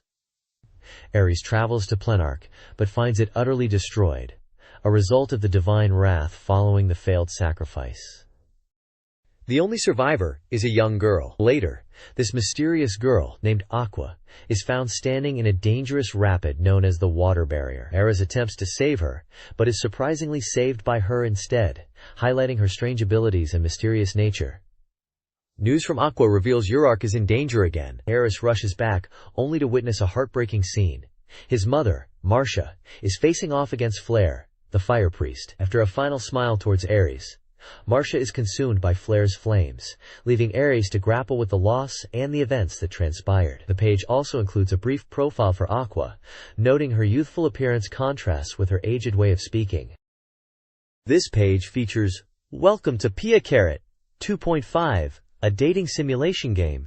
It serves as a side story or sequel to Welcome to Pia Carrot 2, taking place after the protagonist graduates high school and returns to the familiar cafe for a period of work before leaving his hometown. The story focuses on the protagonist reconnecting with the girls he knew during his previous time working there. A notable aspect is its connection to 2.2, presented as a side story specifically for players who might not have achieved an ending with any character in the original 2. The page highlights the nostalgic return and the opportunity to make new memories during a winter break. Several screenshots showcase character interactions and dialogue scenes within the cafe setting, featuring characters like Koji, Megumi, and Ryuko. The page also includes a quote at the bottom reflecting a promise of welcome upon the protagonist's return. This looks like a charming return to the beloved series, offering fans a chance to revisit the world and its characters. This page continues the coverage of Welcome to Pia Carrot 2.5, detailing specific events and features within this winterside story. The main highlight is a limited campaign where 3 characters from Welcome to Pia Carrot 2.2, including Tomomi, join the cafe as mascot girls, essentially working part-time in the iconic maid uniforms. It seems they take on practical tasks, similar to previous characters, and players can look forward to seeing them active during the campaign period. Yuki is mentioned as accompanying Tomomi, and Noriko is also shown working, suggesting these characters are playable or significant during this period. The page reinforces the game's theme as a small winter story, offering players a chance to experience seasonal events. One such event detailed is the First Shrine Visit, a New Year's tradition where the protagonist and the girls visit a shrine, suggesting a chance for bonding and making wishes for the year. Furthermore, the page previews character-specific events. Noriko's event seems to involve studying, touching on her academic concerns, while Tsukasa's event centers around her passion for cosplay, hinting at a potential contest or performance where her success might depend on the protagonist's interaction. Her anxious expression about the event is noted. Overall, this page showcases key events and character paths available in Welcome to Pia Carrot 2.5, focusing on the New Year period and the special campaign featuring characters from the previous game, all within the familiar cafe setting. This page features Culdicept 2, the highly anticipated sequel to the unique trading card board game hybrid. The article hypes up the ultimate Culdicept world, where players use hundreds of cards to compete by battling and seizing territory. The focus is on providing the latest information about Culdicept 2, specifically highlighting newly revealed cards and their abilities, as well as introducing new characters. There's also mention of an interview with the game's producer, Take Persige, specifically addressing the network features, which were a big point of interest for fans. Screenshots scattered throughout the page showcase the enhanced visuals and effects. The article notes that the magic effects, in particular, have seen significant improvements, appearing more impactful and beautifully rendered compared to the previous game. Examples shown include effects for Fly and Cure, demonstrating visual flair and practical gameplay functions like breaking opponent hands or removing status ailments. Furthermore, the card and event illustrations have been revamped, with more artists contributing to give the game a fresh look. The article emphasizes that even familiar cards and events have been made more visually appealing. The network mode is presented as a key feature, promising to greatly expand the gameplay possibilities and fun, assuring players that the anticipation for this title will be richly rewarded.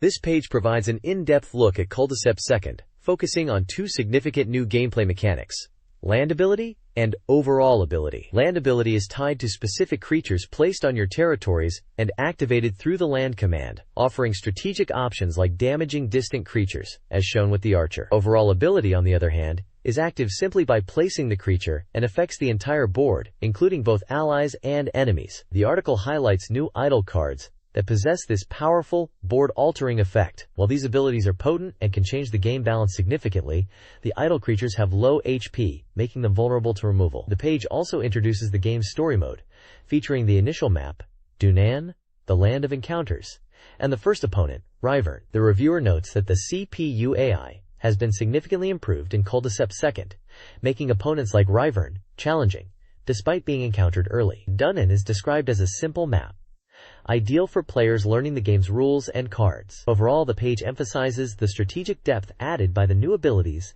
and the improved single-player experience. This page dives into the highly anticipated network battle features coming to Culdicept 2 on the Dreamcast. It details how the game connects players nationwide through dedicated servers, allowing for matches and chat. The developers are implementing not just battles, but other network-based play modes as well. Producer Yasuhira Takeshi discusses how the heart of Culdicept is the player-versus-player strategy, and the network makes this accessible to everyone. They're introducing a cul-de-sac tag system to help players easily search for and connect with others, making finding opponents or friends simple. The network structure is designed with server management and security in mind to ensure a safe and enjoyable online experience. Realizing this online mode on the Dreamcast is highlighted as a key feature meeting fan demand.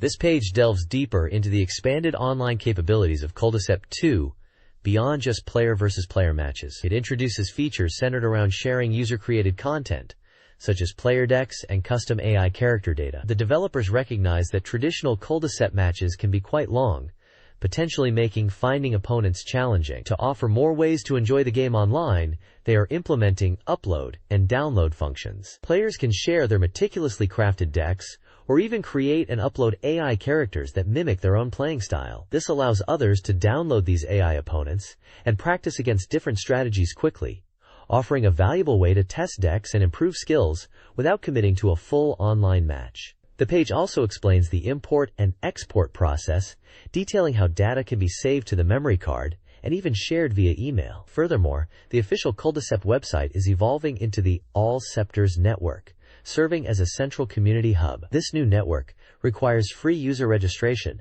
and will host forums, chat, and importantly, facilitate the sharing of user-created AI data via a BBS system. The site will also feature rankings for popular AI and cards, tournament information, and replay data, aiming to become a comprehensive resource deeply integrated with the game's community. The page also includes a brief report on a regional tournament, highlighting the active player base and competitive scene surrounding cul-de-sacs.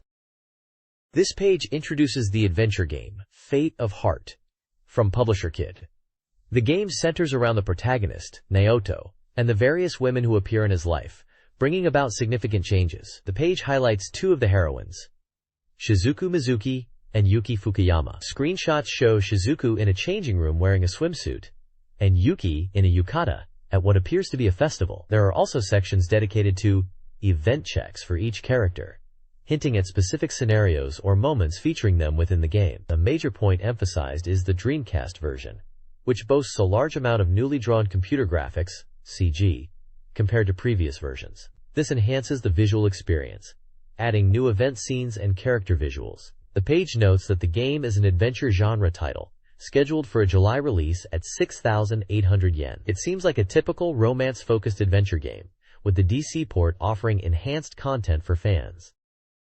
This page continues to explore the world of Fate of Heart, focusing on the key encounters the protagonist, Naoto, has with the four central women in the story. We are introduced to more heroines, including the energetic Utaka and the mysterious Shiho Akiyama, alongside the somewhat stern-looking Shiragiku, shown possibly in a military-style uniform. The page provides glimpses into their personalities and potential plot points through screenshots and brief descriptions, such as Usurka's cheerful demeanor or hints about Shiho's troubles. The protagonist, Naoto Fukuyama, is also highlighted, with a section dedicated to his personal dream and passion for flying ultralight planes, ULPs, a dream inherited from his father.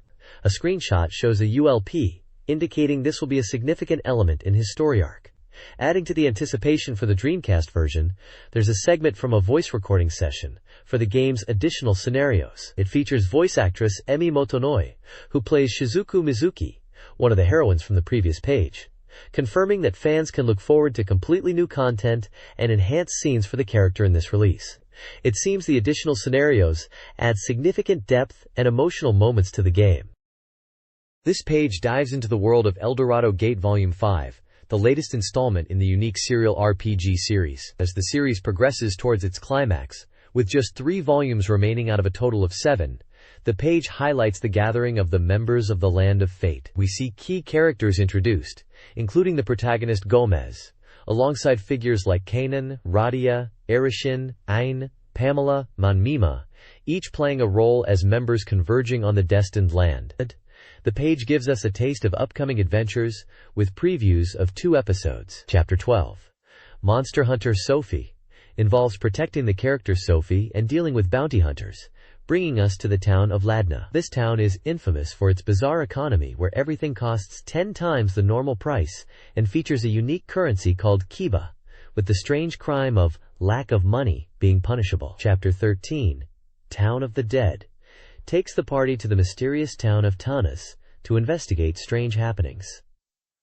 Described as potentially haunted or cursed, Tanas presents a stark contrast to Ladnana's economic chaos, with its own set of peculiar customs and hidden dangers related to spirits. The previews, accompanied by screenshots showing character interactions and exploration, emphasize the distinct and intriguing settings the series is known for. Volume 5 is set to release soon, continuing the bi-monthly adventure of Eldorado Gate.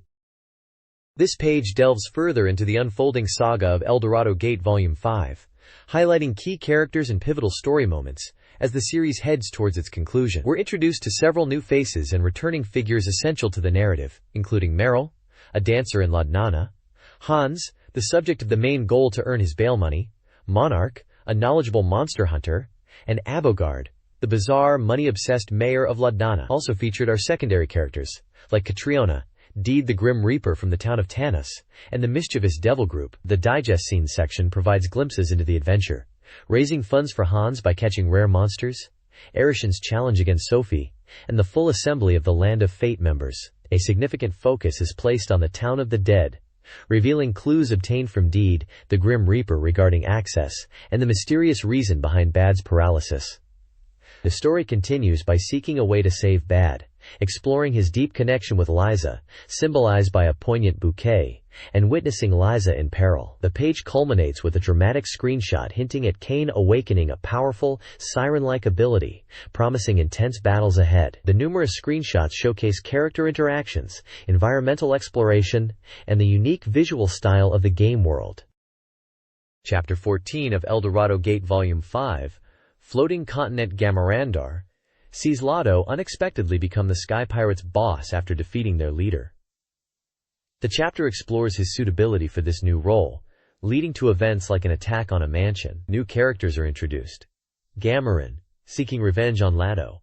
Watt, a magical machinery developer, and Watt's son, Kid. The page also provides gameplay tips, detailing how improving reputation in Tanas lowers magic crystal prices. The story hints at Lobado's complex role and Bad's mysterious motives, including Gamaran's connection to the Holy Knights. The climax involves a confrontation between Lobato and Gamaran, and a possible protection of monster eggs. Crucially, both Lado and Bad experience significant power-ups. Bad gains his father's Oni God abilities, while Lado unlocks Grand Cross with a unicorn emblem transformation, signaling a major shift in the character's power and moral standing.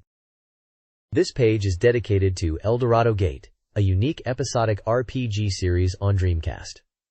It serves as a fan page, connecting players with the creators. A major focus here is on the party members from the Land of Fate, discussing their strengths and abilities, featuring a breakdown of character stats for various companions like Remeth, Iin, Kanan, Radia, Arison, Pamela, Manma, and Mima, highlighting their roles in battle. The page also features a column by writer Kyoko Sagayama, who worked on the game. She discusses her experience writing for the series, specifically detailing the synopsis and creative process behind Episode 4, which involves the character Bad and the Ghost Town, tying into the events discussed on the previous page regarding Bad's story arc. A screenshot from Episode 4 illustrates this section. Finally, there's a corner showcasing reader feedback, impressions, and fan art related to the game. This page introduces the Dreamcast version of Heavy Metal, Geomatrix, focusing on a brand new mode exclusive to the DC release, Chaos Matrix. While the game is based on the arcade version, this added mode provides a welcome bonus for home console players, plunging them into a unique cyberworld that feels distinct from the base game. The Chaos Matrix mode challenges players across 32 missions, structured within maze-like maps filled with obstacles. These maps are divided into 4 main areas, each containing 8 stages. The goal isn't simply to defeat all enemies. You must meet specific clear conditions within a strict time limit to unlock the exit. The primary condition involves finding a key item hidden somewhere in the stage, as shown in the screenshots featuring the distinctive key icon. Sometimes, defeating enemy teams is an additional requirement. The location of the key and the goal are visible within the game environment, so paying attention is crucial for minimizing time. The page includes screenshots showcasing the game's vibrant, grid-based cyber aesthetic, and the character models engaged in combat, giving a clear sense of the mode's atmosphere and gameplay. A small note from the development team shares a lighthearted glimpse into their late-night crunch and upcoming yakiniku party. The next page expands on the Chaos Matrix mode for heavy metal, Geomatrix, detailing the intense solo combat experience. It highlights the difficulty of being outnumbered and the importance of navigating the maze-like levels to find key items and utilize obstacles, as simply defeating enemies isn't always the primary goal. Boss encounters, including facing two powerful foes simultaneously, add significant challenge. The page introduces the 911 Elite Team, a combat unit responsible for protecting the cyber realm, featuring 3 of its members: Sarge, a seasoned and formidable expert; Cassie, a rookie skilled with tech but new to combat; and Stab, a surprisingly kind-hearted, humorous, and reliable team leader. The Chaos Matrix mode also boasts a dedicated heavy soundtrack, featuring music from influential bands WASP and Entombed, with tracks like Hate to Love Me and Say It in Slugs, enhancing the mode's unique, high-energy cyber aesthetic. This page introduces the game competitive net gimmick Capcom and Sikyo All-Stars, a crossover title bringing together characters from both Capcom and Sikyo games. The main illustration shows a humorous scene with characters like Ryu, Ken, Chun-Li, and others gathered around a mahjong table, which seems to be the core competitive element, or net gimmick, of the game. The page highlights some of the characters appearing, including Dalsim from Street Fighter II, described as a stretchy-bodied yoga master with a beautiful wife, and Guy from Final Fight, the 39th generation successor of the Bushin Ryu style, and a modern ninja. The game promises a large number of characters drawn from various game genres from both companies, including fighting and shooting titles like Sikyo's Battle Crowd. With the game listed at 95% completion, it appears this unique competitive mahjong crossover featuring a massive roster was nearing release. There's even a recruitment call for mahjong players of all types to join in. This page continues the look at the crossover title, Competitive Net Gimmick Capcom and Sikyo All-Stars. It introduces more characters joining the fray, including Nash from Street Fighter Alpha, Sodom from Final Fight, Rossi from Fallen Angels, Xiaoryu from Sengoku Blade, and Vorg from Soul Divide, giving brief backgrounds for each. Beyond the core mahjong gameplay highlighted previously, the page details unique punishments or finishers characters can use, showcasing examples like grapples, a Hadouken-like move, and knee buckles, adding dramatic flair to wins. It also discusses the depth of the online mode, highlighting the name edit feature, which allows players to customize their in-game name, catchphrase, and voice, making online matches more personal and engaging. Furthermore, the concept of cheating items, or Jan food, is introduced.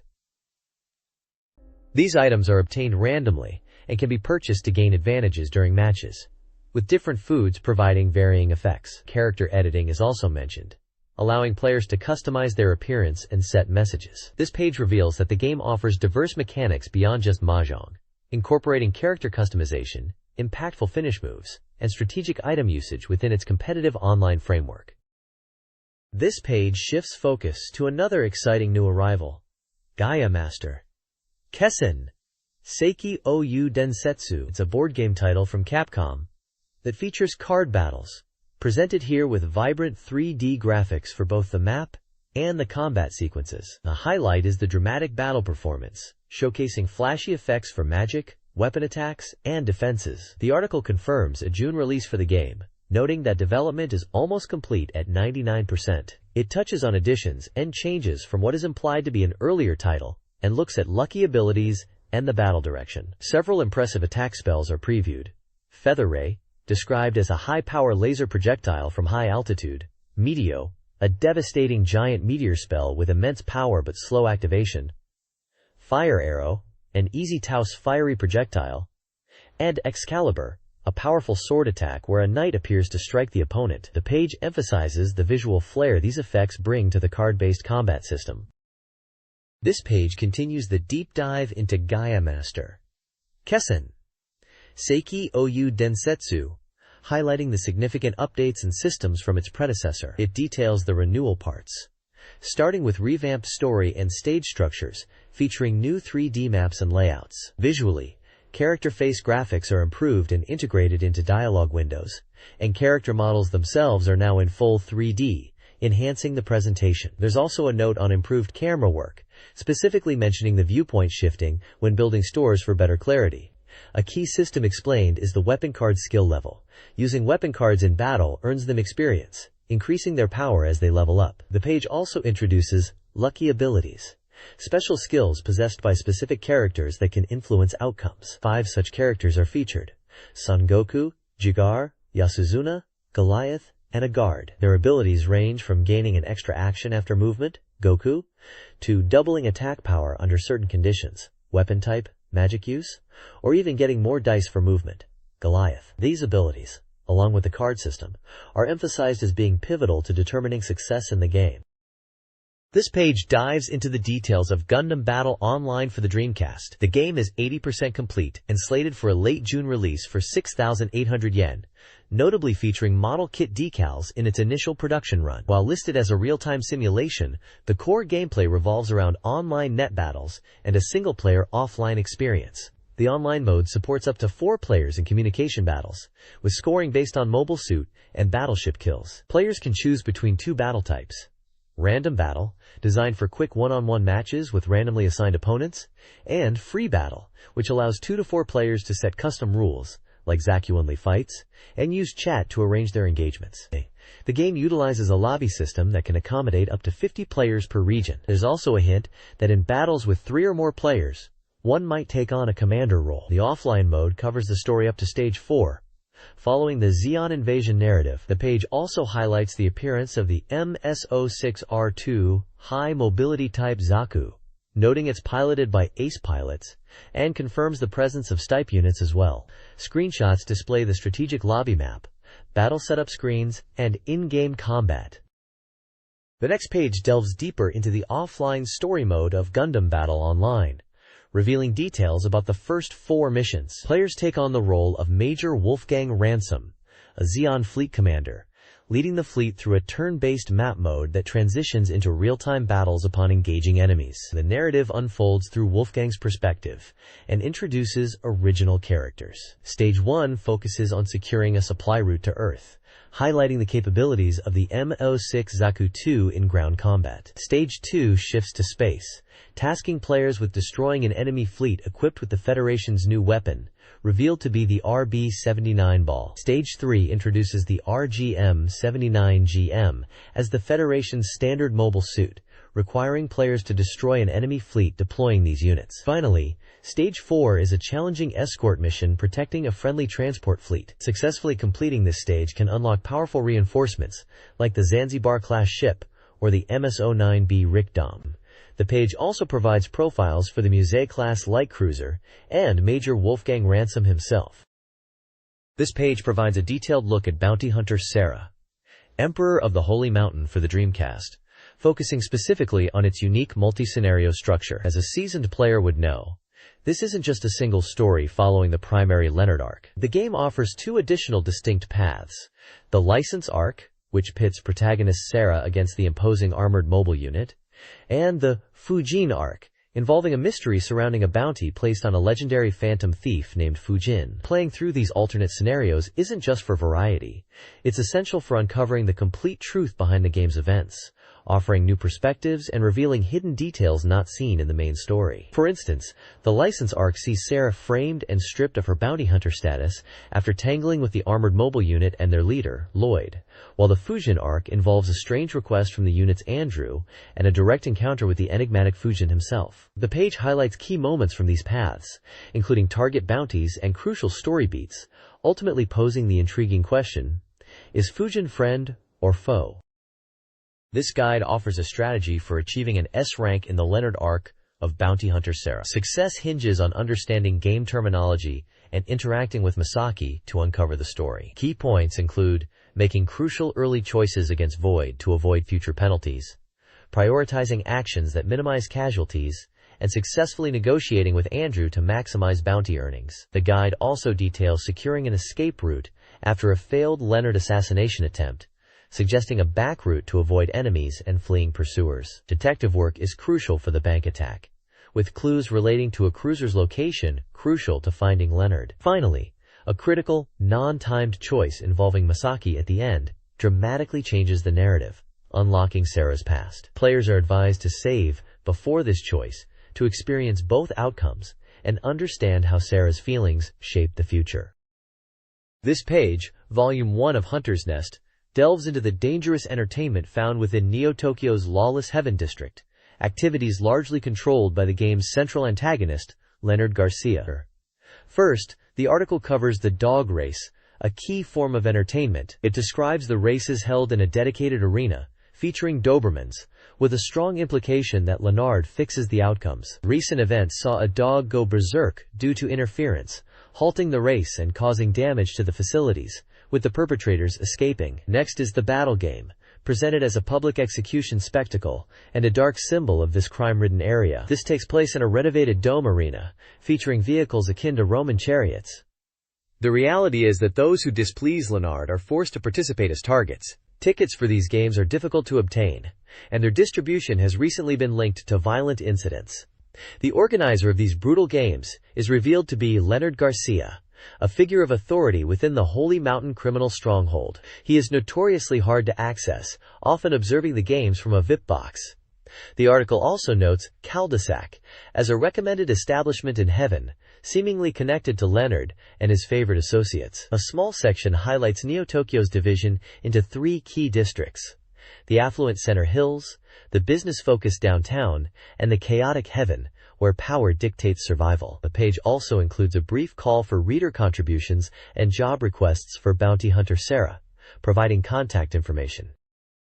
This page is an advertisement for the action novel game Bounty Hunter Sarah, set in Neo-Tokyo in the year 2060. The world is plagued by intense crime, giving rise to the profession of bounty hunter. The protagonist, Sarah, is introduced as the known number one in this dangerous world, emphasizing her skill over reliance on heavy weapons. The page features a collage of images, including characters, action scenes, and glimpses of the futuristic city. Gameplay is highlighted with over 800 graphics and immersive sound, centering on 2 systems: Countdown Down, which tests quick decision-making, and Detective Time, requiring insight, both designed to challenge the player's qualities as a bounty hunter. Developed by staff who worked on the Resident Evil and Onimusha series, the game is described as a hard-boiled action novel, featuring a small device called the Delimiter. The title itself, Bounty Hunter Sarah, the Emperor of Holy Mountain, directly links to the antagonist and criminal stronghold mentioned on the previous page, positioning Sarah against this powerful figure.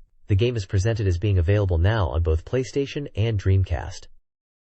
This page features Advanced Great Strategy 2001, Führer Headquarters, a simulation war game for the Dreamcast. It highlights the game's detailed strategic gameplay, with a focus on Operation Weserübung, the German invasion of Norway and Denmark. The page displays a strategic map view illustrating the movements of German and British forces during the operation, including air attacks, naval movements, and ground troop routes. It also provides strategy advice, particularly emphasizing preparation for intense air combat in the early stages of the game, recommending the deployment of fighter aircraft and anti-aircraft defenses like the 88mm gun and Bofors 20mm.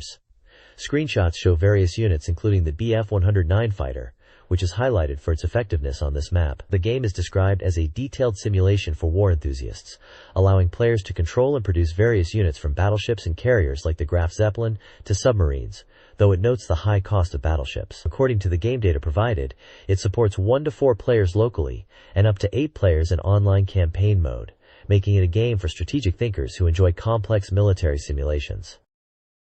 This page continues the strategy guide for Advanced Great Strategy 2001, Führer Headquarters, outlining key phases of the campaign. Stage 2 focuses on the quick invasion of Denmark, highlighting its weak defenses except for some air units. Stage 2I details the crucial engagement with the incoming British fleet, emphasizing the need for cruisers and the utility of U-boats and Heinkel He-115 torpedo bombers to counter superior enemy numbers.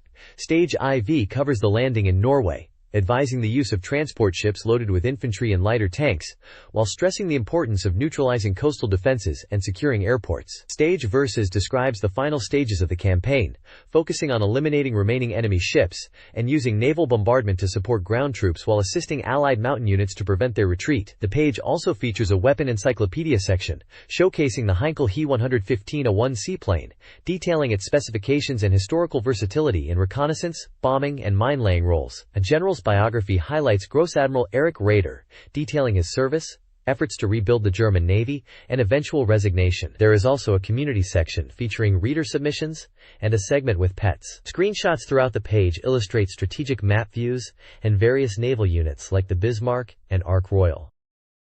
Spike's development team discusses their passion for pro wrestling and the latest Fire Pro Wrestling game. The developers chose 2D graphics, allowing for a roster of over 200 wrestlers and emphasizing player imagination and visual interpretation. They balanced developer preferences with fan input when selecting the roster. The interview highlights system improvements, including enhanced match depth and new features like weapons and mount attacks. They also detail refined counter techniques, such as suplexes, adding strategic layers. The creation of unique wrestler names, inspired by real wrestlers but modified, is also addressed. A side note mentions the 3D game All Japan Pro Wrestling, King of Colosseum, released in 1999, showcasing the team's dedication to the series.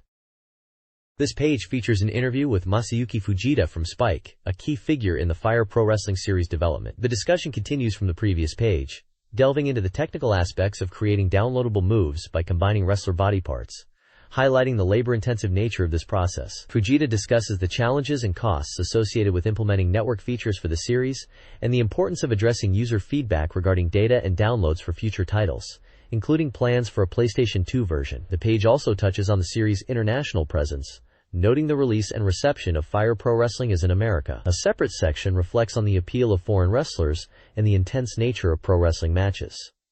Screenshots show the game's edit mode menus and in-game action. This page delves into the world of Skies of Arcadia, acting as an official fan page for a serialized feature called Air Pirates, leading up to its final installment. The main focus is on two intriguing elements from the game: the mysterious Chu/Cham hermit and the enigmatic character Simon. The article highlights a recent discovery: the existence and ecology of the Hamachu-Cham hermit, a unique creature found on a specific high-altitude island that's apparently difficult to locate without special data. Screenshots showcase the Hamachow hermit's character model and a scene on an island populated by numerous chams and a single human figure. The text mentions that while information is limited, these chams are known for enjoying relaxation and can even evolve by mixing with Ojacho chams. Additionally, the page revisits Simon, the peculiar grave robber character, in a segment pondering whether his true identity will remain a mystery even as the series concludes. Images of Simon are featured alongside this discussion. This installment of the Air Pirates series is promoting the upcoming grand finale in the next issue, which promises a flashy ending involving characters and staff, along with special gifts and fan illustrations. The page also briefly lists basic details about the Skies of Arcadia Dreamcast release. It's clear the magazine has been championing the game, and this piece builds excitement for the culmination of their coverage, and perhaps hints at secrets within the game itself. This page showcases the expanded universe of Skies of Arcadia, illustrating how the beloved game has reached beyond its original Dreamcast release into various other media. The article highlights the game's enduring popularity since its launch in Japan in October 2000 and introduces fans to the wealth of related items available. Among the featured media are different software versions, including a limited edition box set. The world of Skies of Arcadia is also explored through books, with mentions of serialized comics, novels, and comprehensive strategy guides. Audio enthusiasts can enjoy the game's iconic music through the original soundtrack and fully voiced drama creds, bringing the characters and story to life in a new way. The page also notes the game's successful release internationally in North America and Europe, where it was met with high praise. The article concludes with a message from producer Rieko Kodama, who expresses her goal of allowing players to experience the characters and world of Skies of Arcadia through diverse formats beyond just the game itself, encouraging enjoyment through comics, novels, and audio dramas. This comprehensive look demonstrates the rich life of Skies of Arcadia across multiple platforms and its lasting impact. This page focuses on the unique marketing campaign for the Sega Dreamcast title, Sega, a management simulation game where you aim to save Sega from ruin. The page highlights a special promotional event featuring the game's iconic character, Zolgirl, making personal appearances in Akihabara, a major hub for gaming culture. The article follows Zolgirl as he visits cooperating stores, including Laox, the computer game museum. Images show Zolgirl interacting with fans and staff, setting up a dedicated Sega display unit complete with the Dreamcast console and character figures, and generally drumming up excitement for the game's upcoming general release. The page captures the quirky nature of the promotion and the warm reception from Sega fans and store employees. A store staff member shares their enthusiasm, mentioning Sega alongside other anticipated titles like Phantasy Star Online Ver.2 and Climax Heroes. The page effectively conveys the buzz and community interaction surrounding Sega.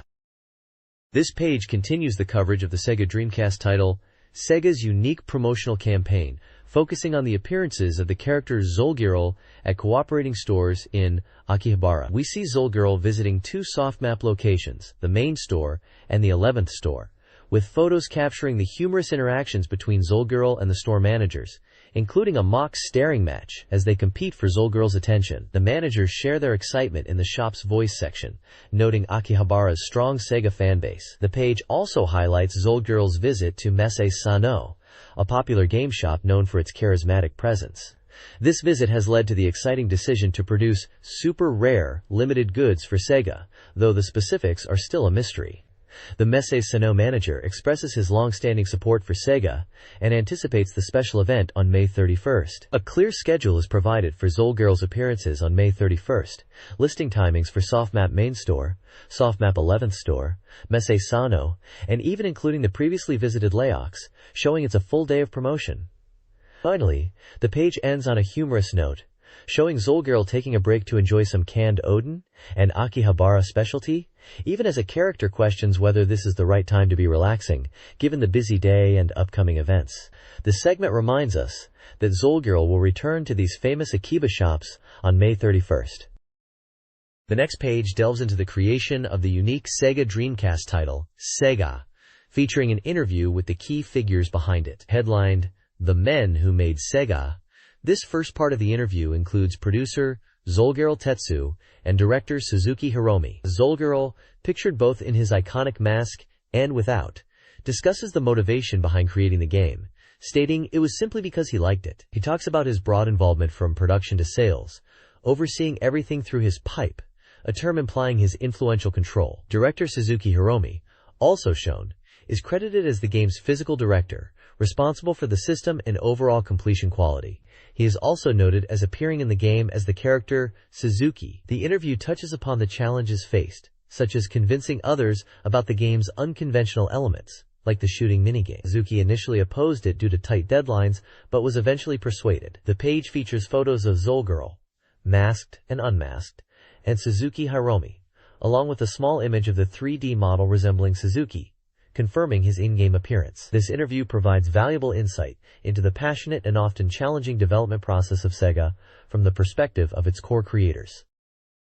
This page continues the look into the creation of Sega, this time focusing on the audio side, with an interview featuring sound designer Tsuyoshi Kaneko. Pictured is Kaneko Tsuyoshi, who discusses the process of creating the game's extensive soundtrack, which includes over 130 tracks. The page is broken up by several topic boxes, highlighting specific aspects of the game or its development. Topic 1 reveals a secret about the signboard at Sega's headquarters, showing it's backed by dense greenery. Topic 2 excitedly announces the appearance of the legendary duo, referencing Zolgirl and Suzuki from the previous page, in an in-game movie, confirming they are featured in the true ending. Topic 3 details the game's unique and somewhat daunting automatic name creation function, which combines hundreds of words. Finally, Topic 4 specifically addresses the sound design for the shooting minigame sequence, mentioning the composers involved.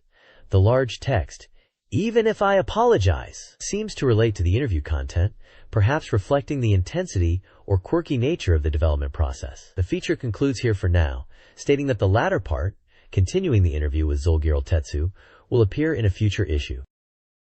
This page features the reader submission section for cheat techniques and tips. The introduction mentions staying indoors because of the recent heat, suggesting a bit of a shut-in lifestyle.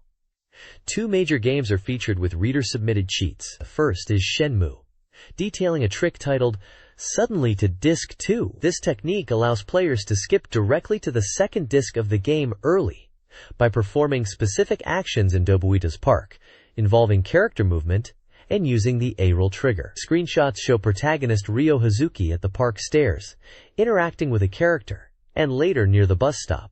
The second tip is for Ill Bleed, called the method for escaping by flying/jumping. This cheat lets players easily evade enemies by rapidly pressing the ANZ button. The description mentions this method is particularly useful against slower enemies like the Woodman. effectively turning the game into something else temporarily. Screenshots display the game's unique horror environment and character models. The page also includes details on how readers can submit their own cheats and tips, outlining the rules and the various prizes awarded for accepted submissions. These prizes range from a copy of the original Shenmue game for Gold Award winners, to book coupons and Dorimaga merchandise for other tiers. This page is a feature article asking if the Game Boy Advance is truly the strongest portable console, focusing on exciting new titles and exploring the Ligba's capabilities. The main headline proclaims, Dream Magazine feature. Game Boy Advance exploring the Bigba's power with Chumoge. Is the portable console truly the strongest? A large image shows someone holding the console, displaying gameplay on the screen. The article covers various aspects of the GBA. It notes that the package size is the same as a Famicom box, but the cartridge itself is remarkably small, highlighting the surprise that 32,128 megabits can fit inside. It discusses the migration of classic titles, stating that many are coming to the system. The Dorimaga reporting team actually went to verify the Grogba's performance firsthand. They looked at new titles and possibilities, exploring the claim of it being the strongest GBA. Featured games with screenshots include Final Fight 1, Super Street Fighter II Revival, and Klonoa, Empire of Dreams. The text briefly describes how the reporting team was surprised by the gameplay of Final Fight on GBA, the confirmed July release for Street Fighter II Revival, and how the 3D Klonoa game from PS2 has been adapted for 2D on GBA.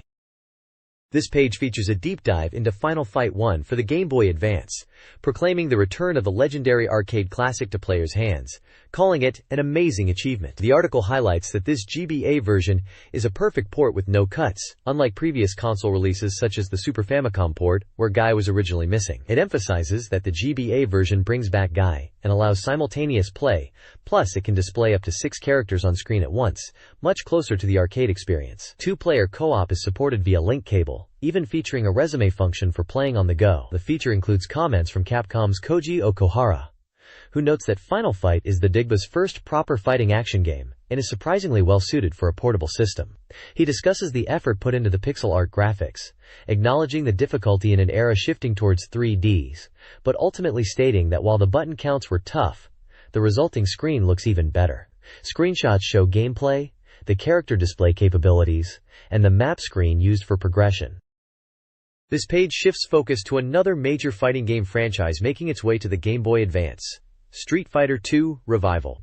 It celebrates the return of the legendary Super Street Fighter II Turbo, highlighting that all 16 classic characters are back for the portable release. The article details the effort put into the port, showcasing redrawn graphics and faithful recreation of details like the background elephants in Dalsim stage, demonstrating a commitment to arcade accuracy. Multiplayer battles via link cable are confirmed, adding significant replay value. Capcom's Masato Yoshino discusses the development process, noting the Bugba's surprisingly high development flexibility, despite hardware constraints like the limited number of buttons compared to the arcade. He touches on the challenges of porting the game and managing the 16-character roster. Yoshino expresses optimism about the Rigba's capabilities, hinting at future potential for the system, including possibilities for displaying both 2D and even 3D graphics in conjunction with TV output, suggesting exciting prospects beyond straightforward ports. This port is presented as a modern, satisfying adaptation for fans.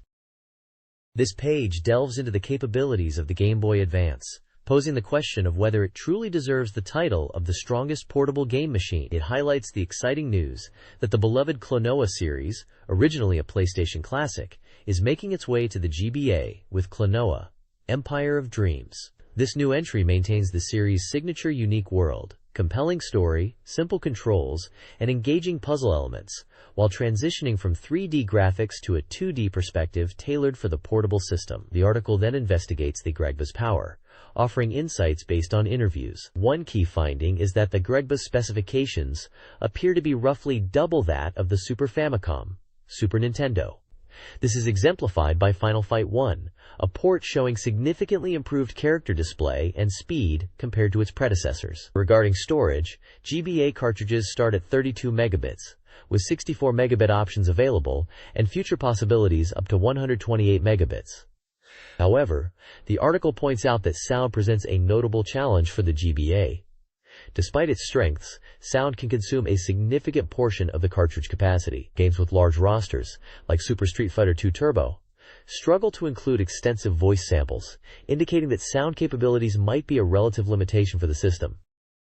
This page focuses on the potential of the Game Boy Advance, highlighting its strength in delivering fun 2D gaming experiences. An interview with Toshinari Hara from Namco discusses bringing the Klonoa series to the GBA with Klonoa, Empire of Dreams. He explains the decision was driven by his personal love for the series, and seeing its core puzzle elements could translate well to 2Ds, despite the main series being 3Ds. The development on GBA, using C language, was relatively smooth, leveraging Namco's experience with 2D and sprite art. The article also points out challenges and future possibilities. One unexpected blind spot is the limited number of buttons, which poses issues for porting games like Super Street Fighter 2X, requiring creative solutions like button hold duration to simulate 6 buttons. Looking ahead, the page suggests that given the BigBa's capabilities and the extensive 2D assets held by companies like Capcom and Namco, we can expect many future ports. Specifically mentioned are fighting game series, including the Versus series like Capcom vs. SNK, and other 2D classics like Darkstalkers and Sonic. The GBA is seen as a capable machine for 2D games, offering a nostalgic yet fresh experience, limited mainly by cartridge capacity, which impacts elements like sound. Overall, the GBA is shaping up to be a must-have handheld for fans of classic 2D gaming. This page features Biohazard Gun Survivor 2 code. Veronica, the arcade gun shooting game based on the critically acclaimed Dreamcast titles. Scheduled to begin operation in June, this collaboration between Capcom and Namco introduces a significant gameplay innovation, the free move system. Unlike typical rail shooters, players use the gun controller to freely navigate the environment in 360 degrees. The focus shifts from simply quick reactions to strategic movement and positioning, to safely and surely defeat enemies. Getting close allows for powerful critical attacks. The game supports 1 or 2 players, with cooperative play enabling tactical approaches like one player drawing attention while the other attacks, increasing the chance of survival. The one-play character is Claire Redfield, the protagonist of Code Veronica, searching for her brother Chris. The page includes screenshots showing gameplay, including dodging and the 2-player mode, and an image of the arcade cabinet itself, which supports simultaneous 2-player action. This page dives deeper into Gun Survivor 2 code, Veronica, revealing that formidable enemies from across the Resident Evil series gather on the isolated island. The game features a rogues gallery of threats, including the Licker from Resident Evil 2, known for its sound detection and deadly tongue, claws, and jumps. Also present are enemies specifically from Code Veronica, like the Bandersnatch with its stretchy arm, and the boss Nosferatu, who attacks with tentacles and poison, and whose heart is the weak point. Classic foes like the Hunter and Sweeper are also featured.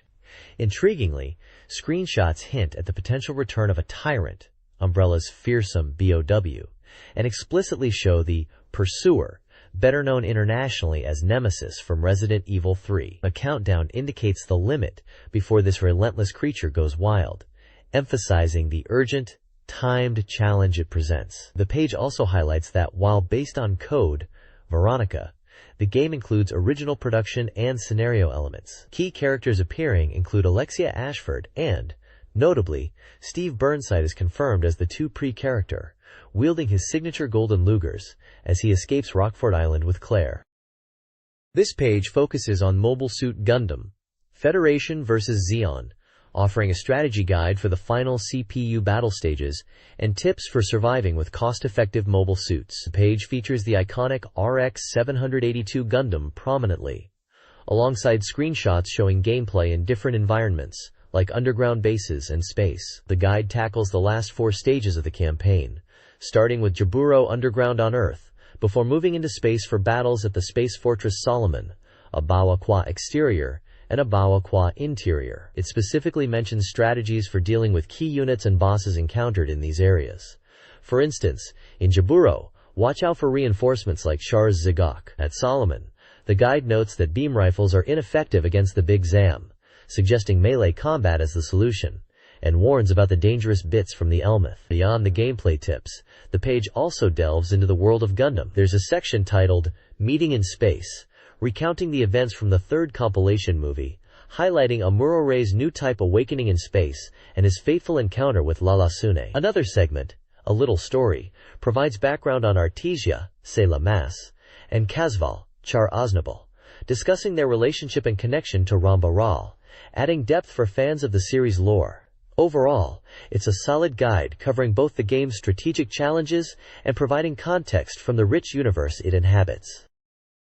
This guide for Mobile Suit Gundam, Federation vs. Zeon, emphasizes the strategic use of low-cost mobile suits. It highlights the GM's versatility with beam rifles, the Agai's decoy role, and the Zakui's suppressive fire and melee tactics.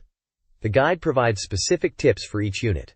The text also details a Gundam event in Akihabara, celebrating the HGUC Gundam model kit release, featuring a special card book and a stamp rally.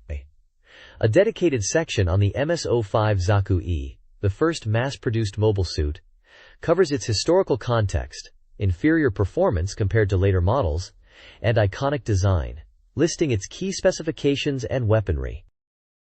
This page covers the latest arcade prizes available from Sega's Prize Paradise Corner, hosted by Take-chan and Koni. It announces the new releases scheduled for autumn and winter, specifically from October to December. The section highlights a wide array of merchandise, featuring popular characters from various franchises. Featured prizes include plushies from series like Azumanga Daioh and Parappa the Rapper, stylish wall clocks featuring Daiji Ichariot, collectible keychain figures of characters from Sakura Wars 3 and their combat outfits, and large plushies of characters from Sonic Adventure 2. The variety caters to fans of different genres and series, showcasing Sega's diverse prize lineup. The page also mentions a present campaign, offering readers a chance to win some of these exciting new prizes.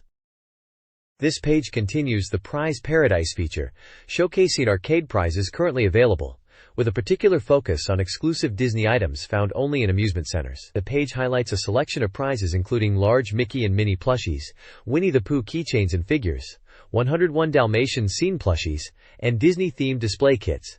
Also featured are prizes from other popular series like Hamtaro plushies, Sesame Street lunchboxes, and Pan Man plushies, and collectible keychains featuring characters such as Asuka Langley from Neon Genesis Evangelion. The extensive list of May-June prizes covers a broad range of characters and merchandise types, from plush toys and keychains to watches and figures, drawing from franchises like Disney, Sankario, Looney Tunes, and more.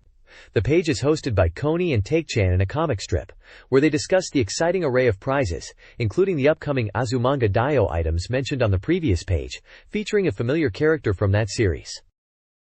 This page features actress Megumi Okina as the Dorimaga girl for this edition, part of the ongoing Dreamagirl special series. She's photographed in a yellow top and a striking multi-pattern skirt. The prominent text on the page translates to, "Watching scary movies is something I'm not good at."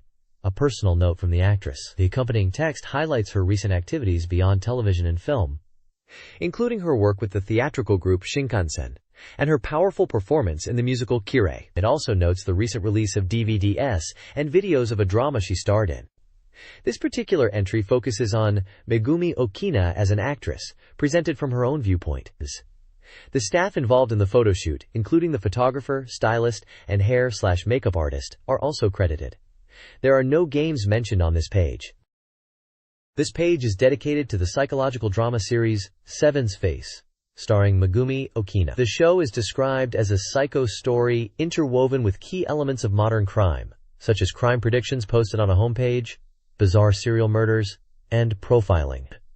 It was originally broadcast to commemorate the launch of WoW's BS digital service. Megumi Okina shares her thoughts on the drama and her role, relating her personal feelings about scary things to her approach to this intense character. The page is filled with various images and screenshots from the series. It also announces the release of Seven's Face on DVD and video, providing details on pricing and content. The cast and staff involved in the production are listed, and there's a special present campaign offering signed copies of the drama's DVD or video.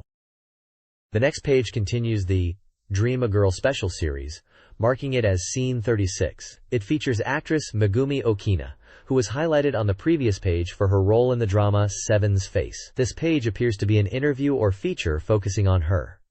The large text states, "So," during the interview, followed by dotted lines. Vertical text next to the left image says, "Occasionally, looking this way like she's surprised."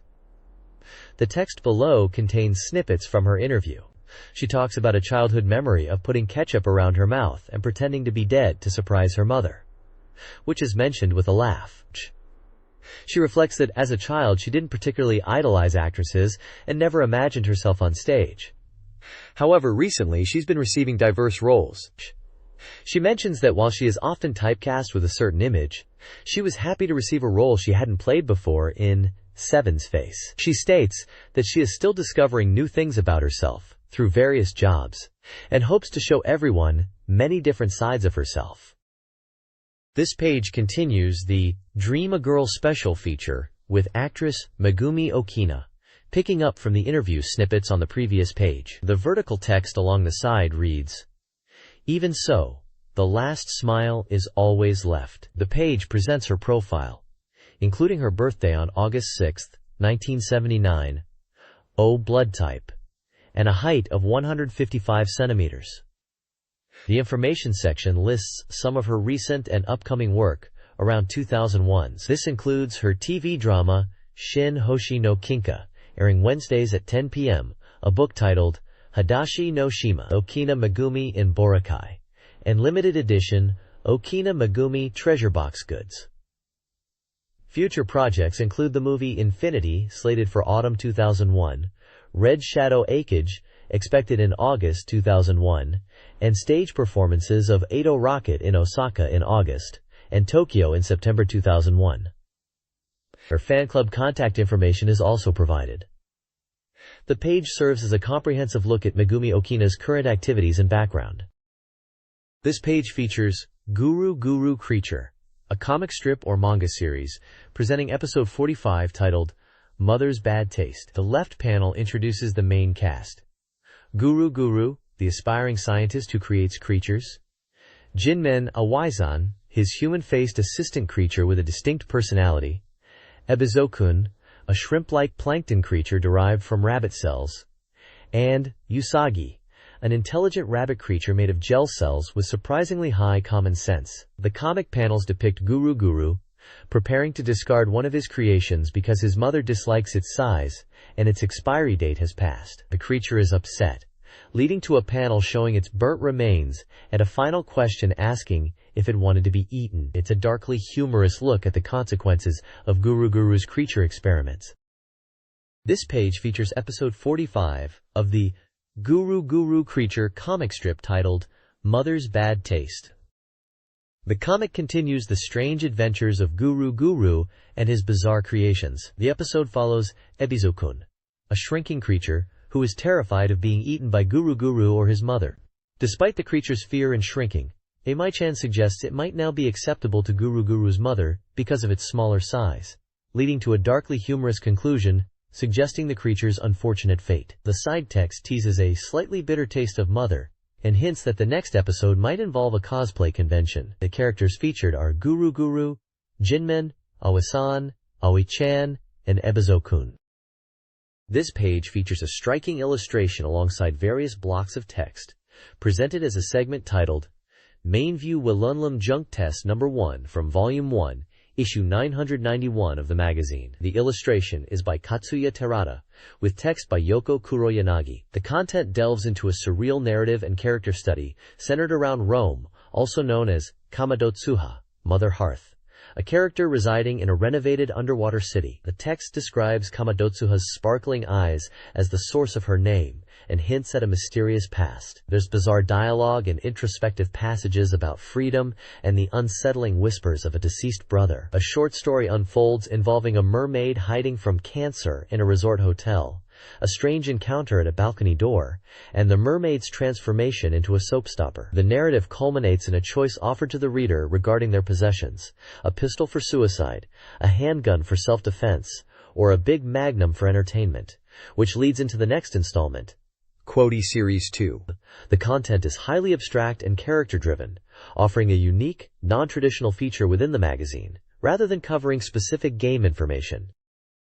This page features a recurring horoscope segment titled Dorimama's Compatibility Fortune-Telling from Akasaka, running from May 25th to June 7th. This section focuses on character compatibility and takes requests from readers. The featured character is Kyoko Takasugi, from the visual novel Kuon no Kizuna, a FOG title known to many Dreamcast fans. The segment specifically highlights that Libra females are compatible with Kyoko, while Cancer males are not, and encourages readers to submit their own character requests. The majority of the page is a detailed zodiac horoscope grid. Each of the 12 signs is listed with its date range, a pair of illustrations depicting a male and female representation of the sign, a lucky color, and a lucky item. Below each sign's section are simple visual ratings using circles, triangles, and crosses, indicating compatibility or fortune level across categories like money, health, love, work, and play. A key at the bottom explains these symbols signify excellent,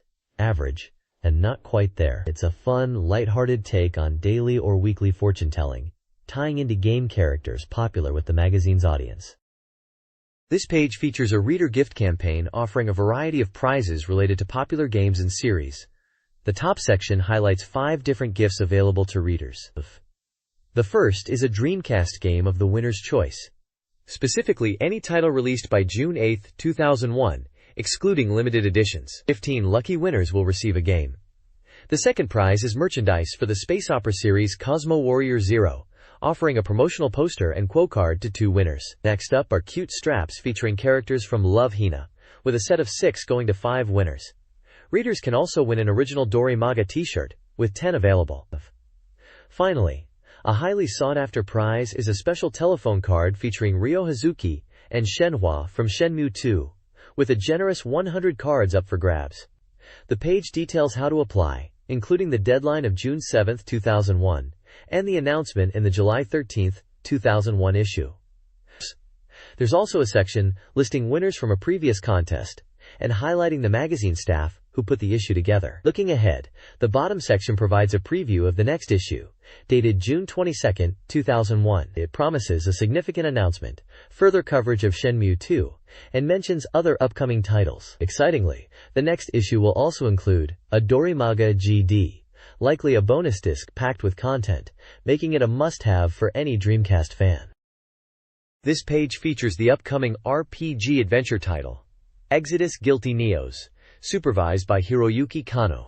The game is set in the same location, but across vastly different time periods, where events in the past directly impact the future. The core gameplay revolves around the unique multi-time zapping system, which allows players to switch between protagonists in different eras to solve intricate puzzles that transcend time. You'll discover items hidden in ancient times appearing in the present, and uncover crucial clues from the future, potentially opening the door to a new narrative. Described as a moving, action-packed RPG adventure, the game demands players use their critical thinking skills to solve time-spanning mysteries. The page showcases various anime-style illustrations and screenshots depicting different characters and dramatic scenes, hinting at the game's story and tone. Exodus Guilty Neos was scheduled for release on May 31, 2001, priced at 6,800 yen excluding tax. This page is an advertisement for the Dreamcast release of Welcome to Pia Carrot 2.5. The main visual features 3 cheerful anime-style characters, likely from the game, with speech bubbles humorously discussing the title's numeric value, suggesting it's a combination of previous installments. Indeed, the text confirms that 2.5 is a special double package containing both Welcome to Pia Carrot 2 and Welcome to Pia Carrot 2.2. This release brings the popular romance simulation series to the Dreamcast platform. The page also includes small screenshots showcasing some of the game's event scenes. It details that the game is a romance simulation scheduled for release on June 21st, priced at 7,200 yen excluding tax. This is a welcome release for fans of the series looking to experience these 2 chapters on their Dreamcast.